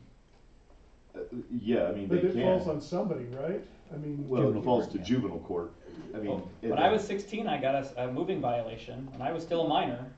Yeah, again, all I'm saying with it is that's not going to be heard in our court. Yeah, we hear traffic cases for people of that age, but not any other type of case. So you may not get the fee out of this that you're looking for. And the thing is, I'm not looking for a fee. No, I understand what I mean though. If you're gonna put it there, I mean, you Looking for kind of expect it to be played out. And You don't think it will play out? there's definitely a good possibility in juvenile court that's not going to happen. You know, my responsibility as one of the officers who's in the park when we're there, it's to break these things up and get people moving along. Now, if somebody gets injured, something like that, you know, we have to take more of an aggressive stance in investigating the case. But if it's just like the kids posturing and you're starting to get the group around, we want to get there as quick as we can, break them up and get them moving on, because the longer we spend with that means you're gonna kind of balloon effect it. You're gonna squeeze it here and it's gonna show up on the other side. So. We also talked about a possibility, and this has not been determined, and I don't know if you looked into it any deeper, Chief, but possibility of maybe utilizing just extra eyes. They're not officers who would go and get involved, but they might be able to reach out to officers faster because more eyes is more awareness. Yeah, I know that was something we were talking about. Again, it was the matter of who the volunteers would be, which is something we can certainly explore. But, you know, I think what we can do is realistically try to take this in stages. If you want to implement the ordinance, I understand. But I think that you could try and take this into stages to say, look, we had this problem this year. Let's bump up the manning, let's increase the lighting, let's bring in the other command vehicle that shows a presence on the east end, you know, where we can shine lights directly on the skate park the whole night. Let's do some things like that before, you know, and then get another year of information to see how we did based on our formula. So. Can I ask a question? We're talking about Heritage Days. Does the Pumpkin Walk or any other events have problems? No. Okay, then let me throw out, and some of you'll get mad. And I have no data to prove this, but my personal opinion, is that carnival is not family friendly. And I think the carnival contributes to a lot of the problems. And what if we didn't have the carnival? Can I speak to that? I think that, and we called around. I called around to all the different cities. So you've got Layton, you got Clearfield, you got Kaysville, who do not have carnivals, but they still have these issues. It's a group of people that move from place to place. So unless you're going to get rid of the fireworks show, all those teens that are causing the problem are still going to come to that park, because that's what it is. It's a gathering spot for them, and it's kids from all over. Because I called, Clinton, I called West Point. West Point doesn't have a carnival. They had an issue this year too. So I don't think that just removing the carnival is going to make it so these teenagers don't come and show up. And we talk to the teens, because I work with the rec assistants, and I talked to them and I said, what are you doing? They're like, they have people that were Snapchatting and saying, meet me in Syracuse for a fight, and meet me a and it's that's just what they're doing. Okay, that info's good to know. So, but see, I pictured all we had was craft booths and fireworks, kids wouldn't come, But but they apparently. don't, Yeah. the Think craft about- booths kind of need the attraction to bring other Yeah. people to make it worth their investment. I'll tell you back in 2005, when I actually took over, and I was asked to take over because all that there were some blow-ups and some little craft booths, and people weren't coming to it. And so they said, what can we bring in here to make people actually come and the vendors come? But at that time, we had the fireworks, and it was still packed at the same time, 8 o'clock at night, 9 o'clock at night, 'cause we still had stage and we still had entertainment, because it gives the kids somewhere to come at that time. And so, I mean, yeah, it'd be great. And they really do come in packs. Yeah. I know that they were going from Saturday to Saturday, they were going to different carnivals. Yeah, and I know Clinton had an issue and they have a carnival, but I did talk to, I know Dave called Layton I and did. Clearfield too, and the same thing, that you still have the issues even if you don't have the carnival, cause it's just a big, huge gathering for people. And you're staying in one place. The reason why we don't have the problem with the pumpkin walk is people are coming and going the whole time. And It's they're not going- something you like Traveling really, through. And stay yeah, around for yeah. hours at a time. And it's a little cold Okay. too, usually, it's not as We need Yeah. cold conducive weather. to, yeah. I mean, we get probably more people at pumpkin walk. Sadly, what we realized Need a is that rainstorm. these difficult, challenged people that are these kids who are just looking for social action, they're not spending money on our rides anyway. Yeah, I that's wish not what that- they're coming for. That's not why they're there for each other. And some of them are there to be in trouble with each other. One thing we did talk about is making the, carnival, instead of opening till 11, we close at 10. Yeah, we're So gonna we can close just get them early. out of the park, and That's a good as soon as the idea. fireworks are over, they're gone, and that helps the. That is the PD. ending, that's a good Yeah. idea. So one of the things that Cresta mentioned with this, is the, sort of the date when ours happens too. We're one of the first. And so you get Clearfield, Kaysville, and Layton who are happening on the same day, so you kind of get the disbursement of it. We get them all. 15 years in Layton, I don't remember the amount of problems that we had. I mean, yeah, we'd have some fights or you'd see some gang colors, but I don't remember seeing the amount of problems that we were seeing this last year. So, I mean, I think that there's an understandable reaction to saying, look, this carnival's causing problems and the kids aren't spending the money anyway, so if we drop the carnival, they go away. But, there are still a lot of people in our city who like it. And I think that until we try some of our different methods of how we staff that up and just realize that, we're not in this environment anymore where we can do this with 2 officers. This is gonna take a dozen. And, we're gonna have to have a presence in that place that people know we're there and within steps. And when that happens, if we still end up with problems or if things get worse, then I think we come back and look at where do we get rid of, what do we do with that? Just one more thing on that. So Jordan and I were only involved because we were present Friday when the first incident happened. And so I specifically came back Saturday just to wander around and get a feel for what was going on and what was happening. And I was shocked that so many people came from so far. The kid group, I mean, there are a lot that came from Salt Lake and came down from other counties. I was surprised because they were all talking about the high schools they were associated with, and I was like, wow, that's like an hour from here, and you came, here just to socialize, so it's surprising. Jordan, thank you for bringing this up. My number 1 responsibility in the city is public safety, so Cresta and Chief, before next year's event, maybe sometime in May, could you come back to us and let's go back to this topic and make sure that we're ready and more prepared. And I would like to continue looking at getting at least something on the books so that there is Something like tea. something with a little bit of, some teeth. Would you sit down with Paul and come up with a suggestion then? I think actually what we've recommended in here is actually Yeah. Is that pretty good? close to where I was going. Do the rest of you feel that way? Yes. Yes. I do wanna bring up one issue with the fines. And Chief, you can elaborate on this if you want. Sometimes there's a lot of logistics involved with detaining someone enough to give them a citation and everything. Meanwhile, you've taken 2 or 3 officers out of the park to do that.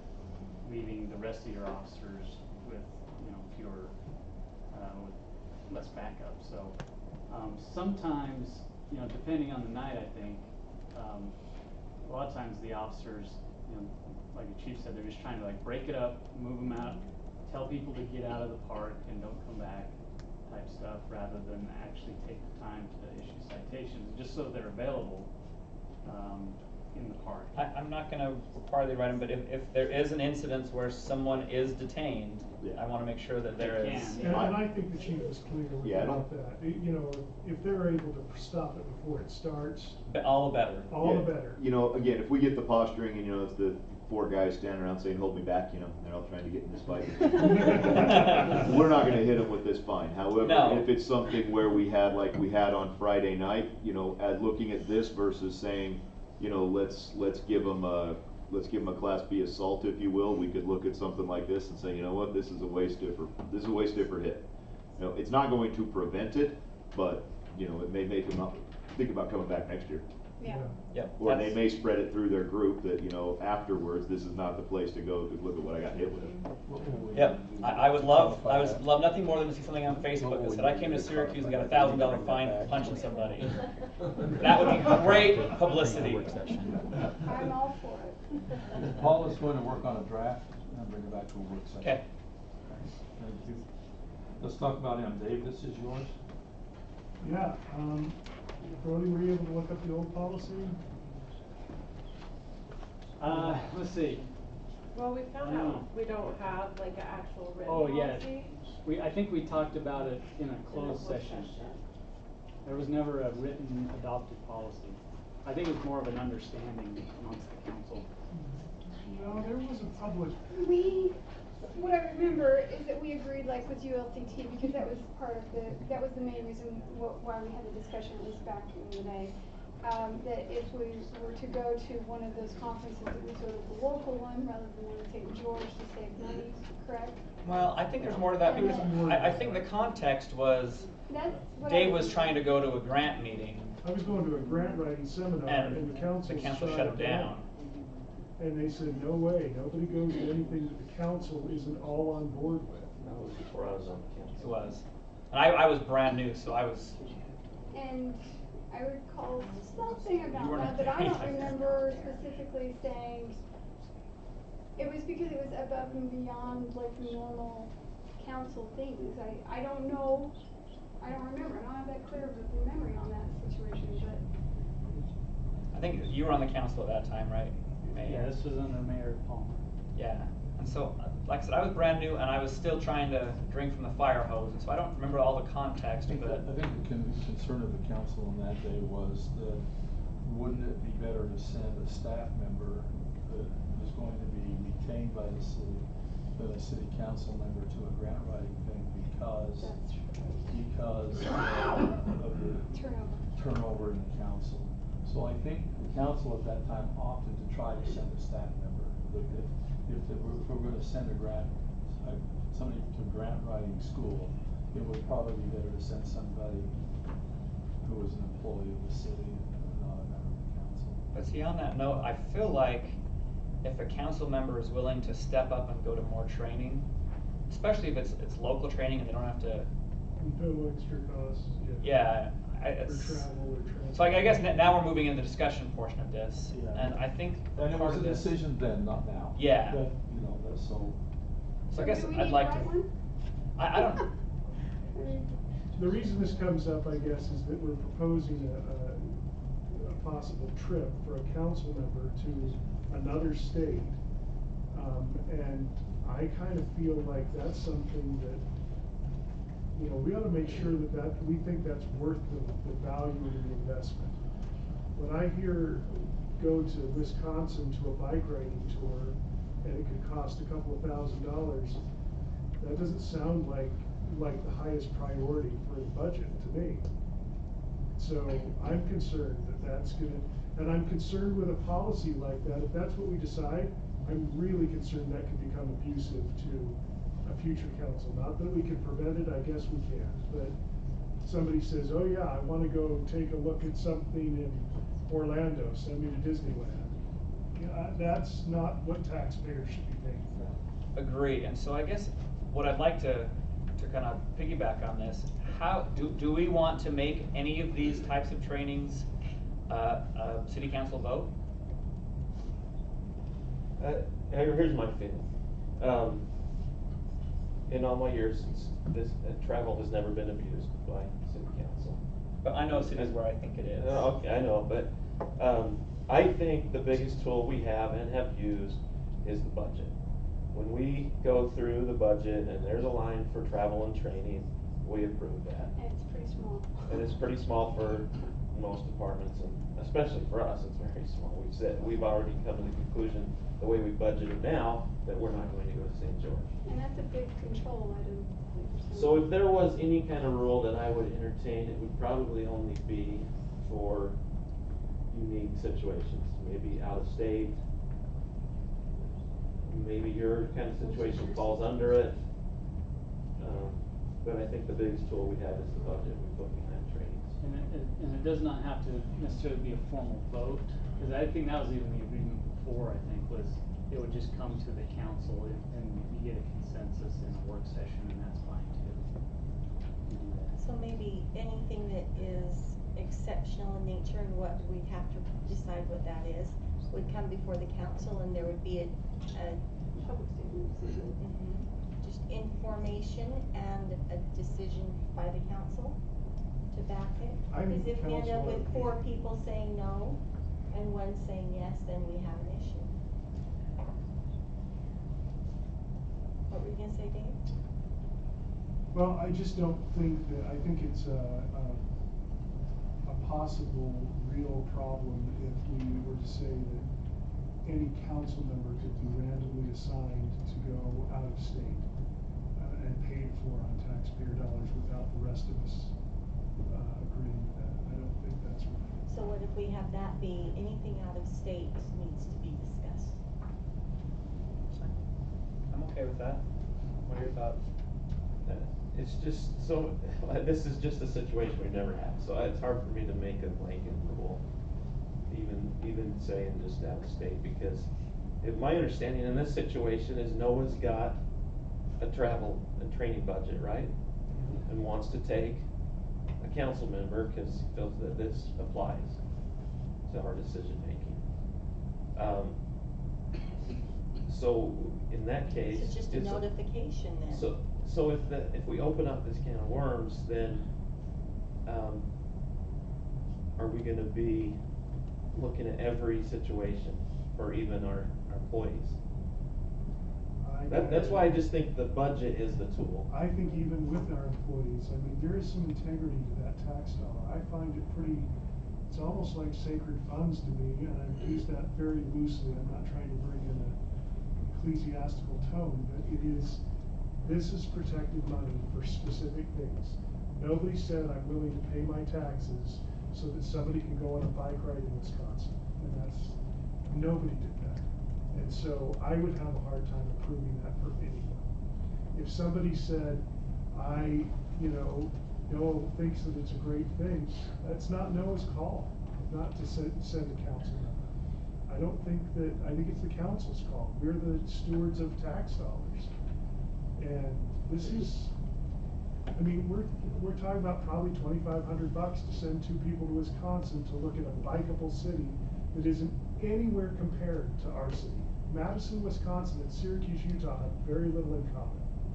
So to me, I don't know why we're even talking about it. If somebody were to say, hey, we want to take a field trip down to Salt Lake to look at something, we all get in the short bus and we drive down and we look at it. And what's the expense to taxpayers? Take a guess. I think that's justifiable for being informed. So I agree with everything you just said, but the follow-on statement is there situations where we would want to send council members to a different state to research something? I can actually think of one example, but only one.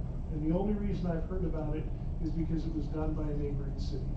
And that was, they did send people, Layton sent some people for economic development to an economic development conference It was only as far as Las Vegas, which is a pretty minimal expense. We were talking a couple $100, not a couple of $1,000. But I would consider that because our city needs economic development. So that would make sense to me because we need growth in that area. Do I need a better bikeable environment? I don't. So I agree with everything you just said, that's where I take umbrage with the fact that I know there's other taxing entities that are sending their entire committee to Illinois every year. You're right, and it shouldn't happen. But yet we have people going to that on a regular basis.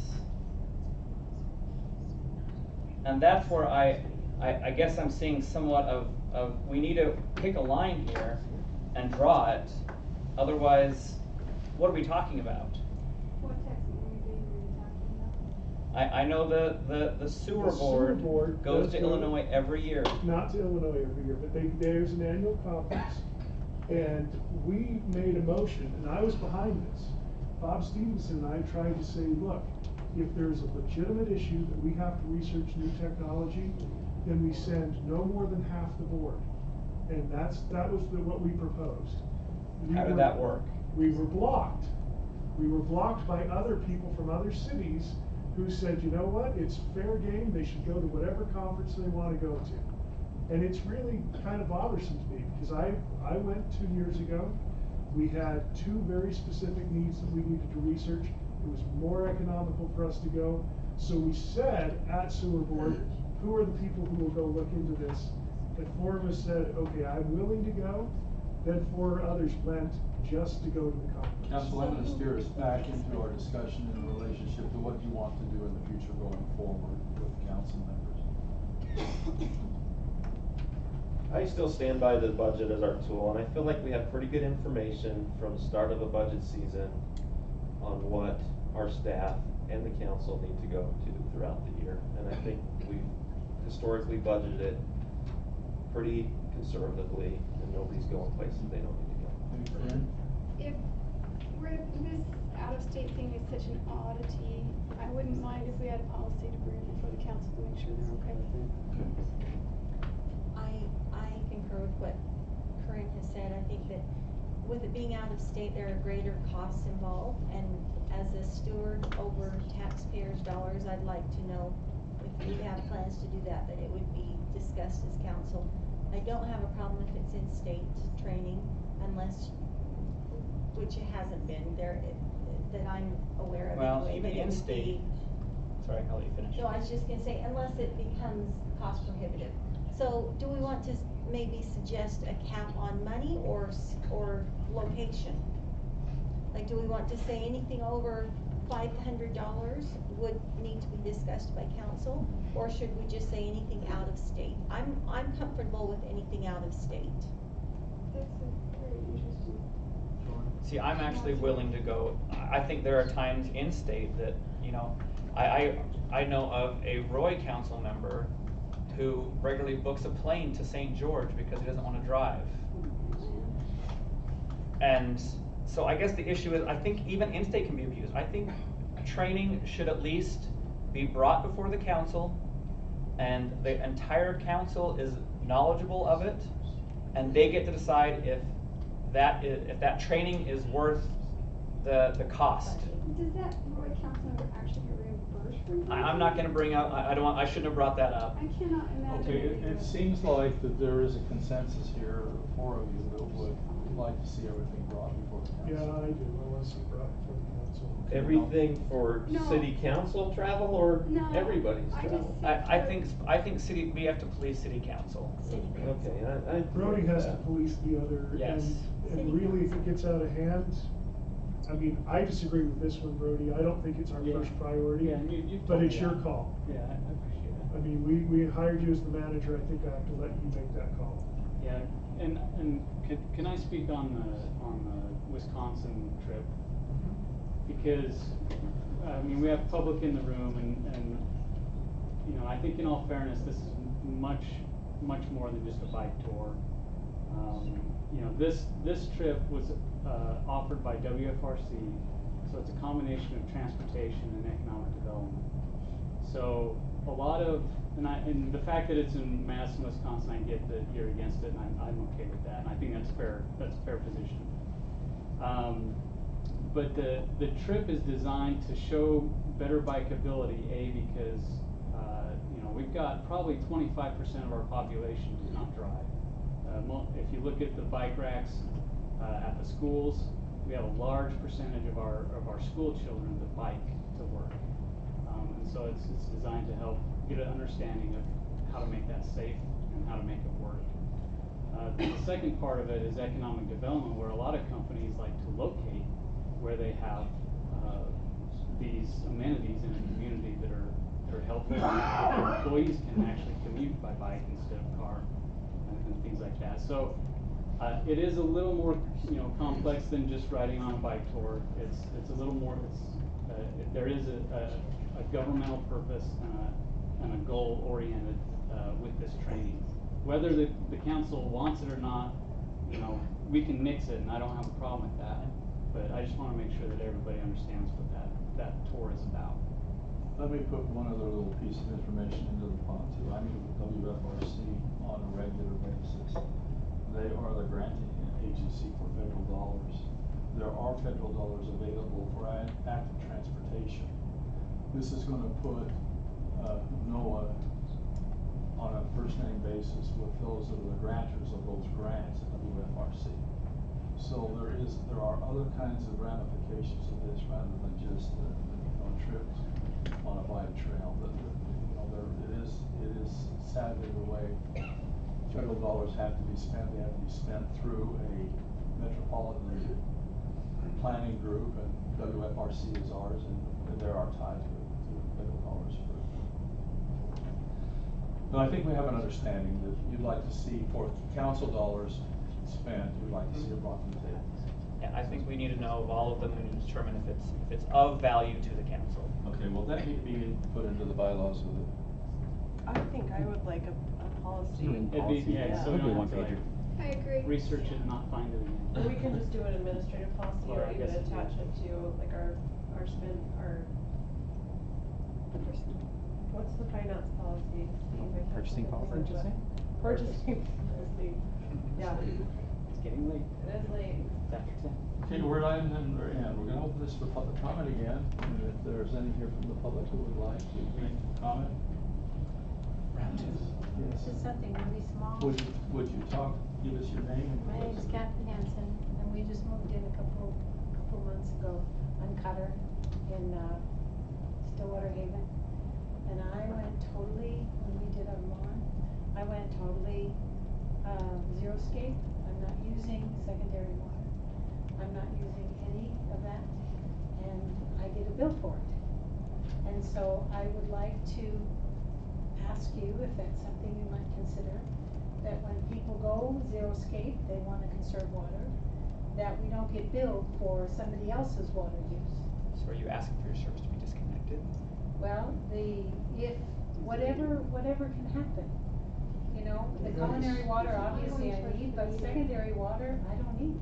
She brings a great point to the table, and what I'm going to do is limit debate on this and limit discussion on this, because we've placed that on the agenda for the Okay. September work session. Okay. And you should be getting an email.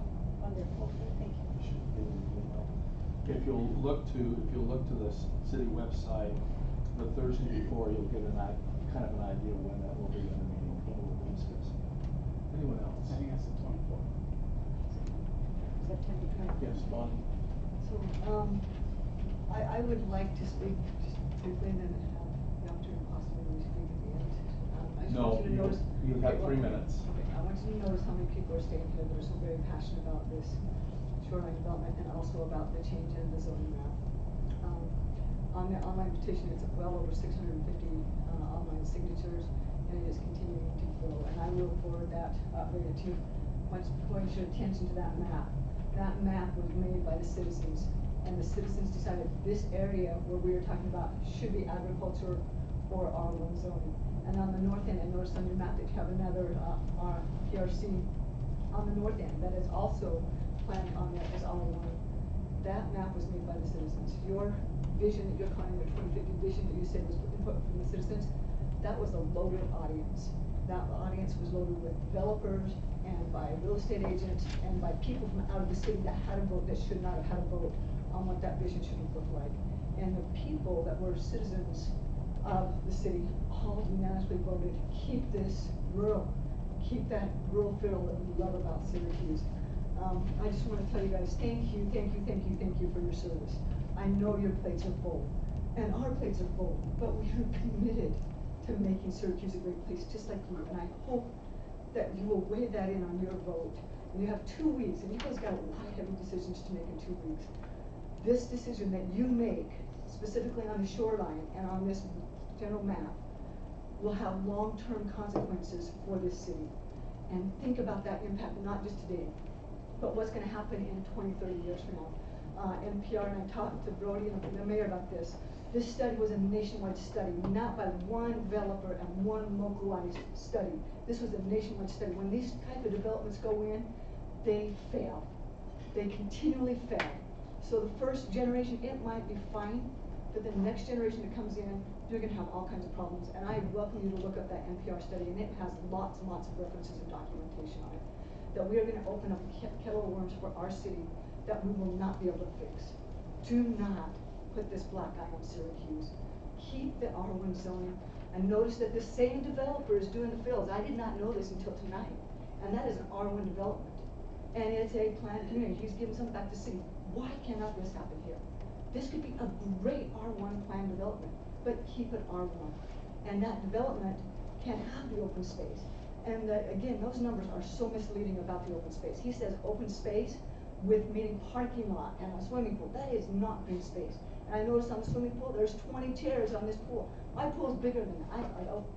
I don't mean to brag that I have a pool. I'm I'm gonna just give you 10 saying, seconds. I have a pool, but We've been there's pretty- more room at my pool than this room for 500 homes.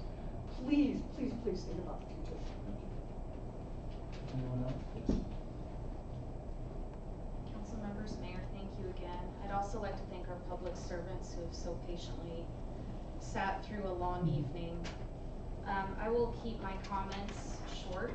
Tell me your name. I'm sorry, I'm Catherine Bracken. I live at 3059 South, 1265 West, adjacent to Jensen Nature Park.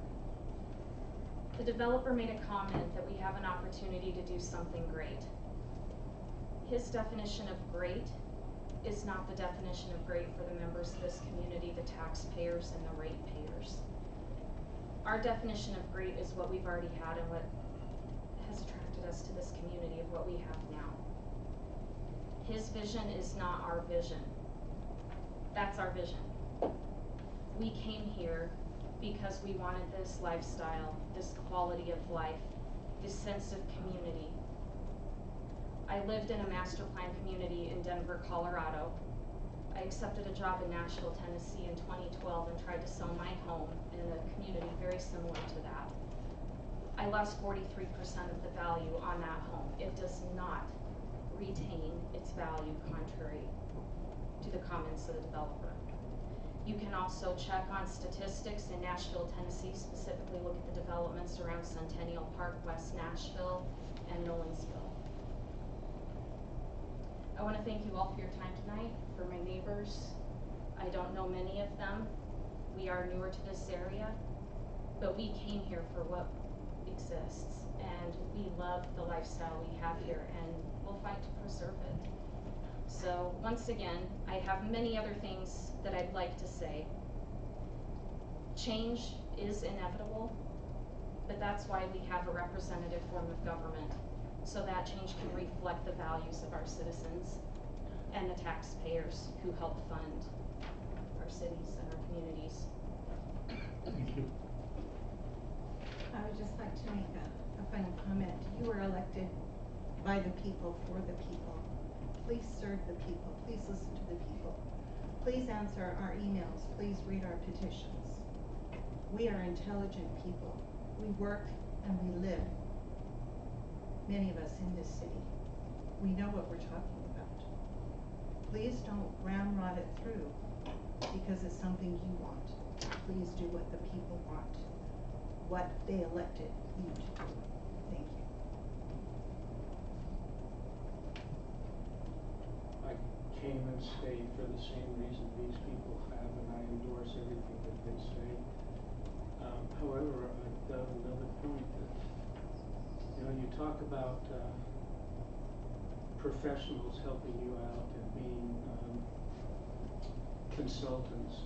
I think you're missing an entire city worth of people who have experience, who can serve this city and who want to serve the city. Let me just give you some quick ideas. Something as silly as those door hangers. You can get college students to do them for $1 apiece. I did them when I was in college for 20 cents. And that's what put me through school.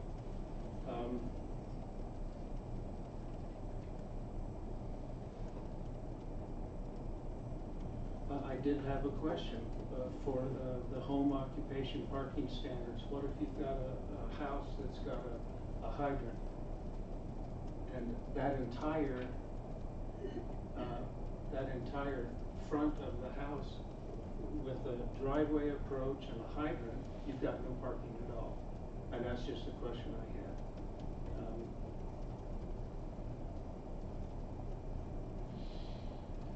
Business, you talk about the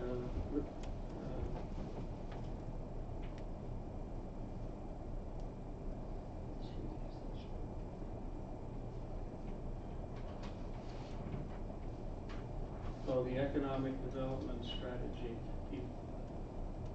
You've got business ideas that people who are not businessmen can give you because they've considered them in the past. For example,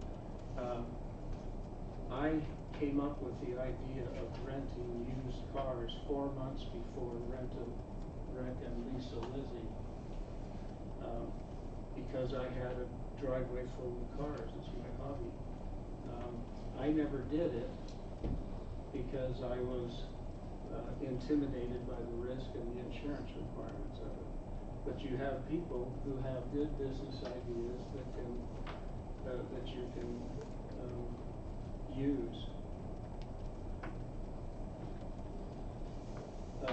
The idea of public safety. You can quickly identify, since you have to anyway, when you confront an individual that's causing a disturbance, you have to get their identification. Get their identification and then send the citation by mail.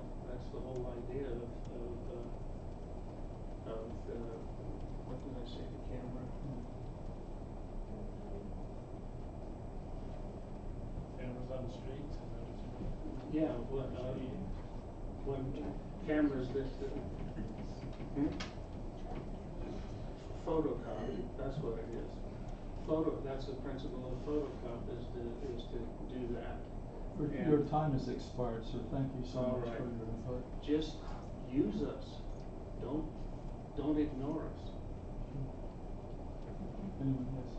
So, I guess. Your name and. Amy Epps, I live now 3000. So looking at those master plans that this developer has, how easy is it gonna be to get emergency response vehicles down there where they have 5 rows of homes on those little tiny roads? We're not open to discussion, we're open to your opinion. Yeah, that's my opinion. I'm in healthcare and I just can see a big disaster happening. If there's home healthcare nurses, if there's, you know, delivery trucks in the way or whatever, I just see that's gonna be a problem along with the other things I said about the fire department when we had a house fire. I can see that happening there too. And I am also concerned about having vinyl fence around our property and being boxed in from the rest of this entire subdivision and surrounded by 14 homes. Thank you. Any other discussion from the, not having to do with the subdivision and the PRC? Because we've talked chocolate ice cream. We've talked chocolate ice cream all night. Anything else that has been discussed by the council? Ma'am, you had your opportunity. I'd ask you to sit. Well, I didn't use 3 minutes, but let me just say that I feel like the community you're should out of be order, able to ma'am. say their opinion. I'd like you to sit down. You're out of order. Anyone else have anything they would like to bring to the council? If not, I'll close public comment. You've had your opportunity, Bonnie. Mayor, this is a public meeting. It is a public meeting. And we have a right to speak. You don't have a right to speak unless you're recognized by the chair. Let's go on to the discussion of future agenda items, council. Thank you guys for your time. Thank you for your service. Yes. I sincerely mean that, and I hope you guys have known me, that I've talked with you for years. I hope you know I am sincere. Bonnie, you're out of about your order. service. Please, Chief, thank you for your service. Chief, could you help us? Thank you. Jordan? The only thing, we have CERT classes starting up, so not a future agenda item, but just a public notification that we have CERT starting up. I'll be posting it on the social media to make sure people are aware of when it is and where. Okay. Lisa? Okay, just sorry, I'm a little trying to figure out where I am. I know that it's, everybody understands and knows what happened where we had a member of our youth court who took his life this past weekend, and so I've been discussing it with the youth court advisors, and they'll be probably we'll be dealing with something Thursday night where they have their normal meeting. But I just wanted to bring that up to everybody's notice that he was a member of our Syracuse family. So I heard from Lori Smith, I and talked to her apparently his funeral is the same Thursday time. night. I saw that. Yeah, so Yeah. I think they're gonna cancel youth court. Okay. I hadn't talked to her since the information came out. I also just kind of want to go on record as saying that there are a lot of accusations tonight in the public comment section, and I think it's important to note that we tend to be getting a little national cynicism, and I think it has emboldened people to suggest corruption when there is none, and I think that we should be really careful as council members and just generally as leaders in Syracuse to be careful about the accusations thrown out about people just because of a difference of opinion.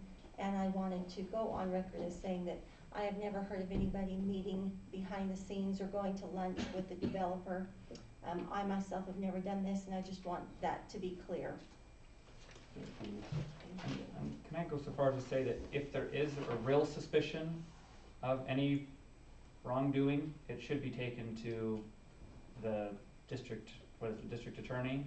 Yeah, the county attorney. I mean, that's what I say. If there's real evidence out there, then it should be handled. This is one that I hear a lot, and I just say, look, if you believe this is happening, please go to Troy Rollins, file a claim, tell him what your evidence is, because it just, I mean, I don't know what it is about internet world, but there's a lot of that suspicion. Let's try to limit ourselves to agenda items. Okay. Okay, along with that, I've never met with a developer either for a mill.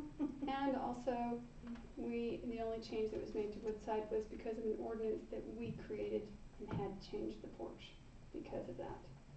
So other than that, no other changes have been made. I need that to be on the record as well. And then as far as the mosquito abatement, that's not until next week, and so I don't have anything at this time. CDC, we're going to be meeting here shortly, though, so I'll have more. Be attending for youth council. Doug? Nothing. David? The sewer board has the annual conference coming up. I have not always attended that. I will be attending this year. We have new engineers. We have new, look into some new technology that they're presenting, and they're asking board members to be a part of that. I don't feel bad about that one because this is different. Previous engineer, Brandon Heidelberg, was hired by the South Central District. I'm trying to remember what, not my district, so I don't remember the name, but new engineers have making new suggestions. So I will be gone. It will be on a council night. I will have to phone in on the work session for September. Thank you, Lynn. Thank you for the notice. Sorry, I have to phone in on the last September meeting. I'll be in Disneyland with a bunch of middle-aged women. So I just wanted to. I'll phone in. You sound like it's a bad thing. It's not. It's a celebration. Will the other three of you be here? We need a quorum, we need a quorum I'm here. quorum. excited. Middle I age need is actually to pretty vote. awesome, I like As it. long as it's going in, you know. I'm good. We'll- No, Yeah, I- you do have to. I I'm guess I not better check going. my calendar now, but, 20. yeah, I don't Just foresee. saying. The We- 20 On the 24th of September. Yes, yeah. Will the other three of you be here, cause we'll need you three here to form a quorum. Yes. I will I will be verify. on, sorry, yours the first just to make meeting sure of the month? September. Dave, or was it the 24th? Yeah, I Yours- thought yours you was- said yours was the first. week. No, it's the second. I will be here. That's the national 24th. conference that, Oh. and I don't go every year, but, Okay, would you check your schedules? I and do the have three to of go you- this year. We need to have three of you here to hold that electronic meeting. I'll be here. Okay. Council, I am now calling a special meeting, into, on, business time out. Just pause for a second. Take a deep breath. Deep breath. Closed. I feel your pain. Yeah.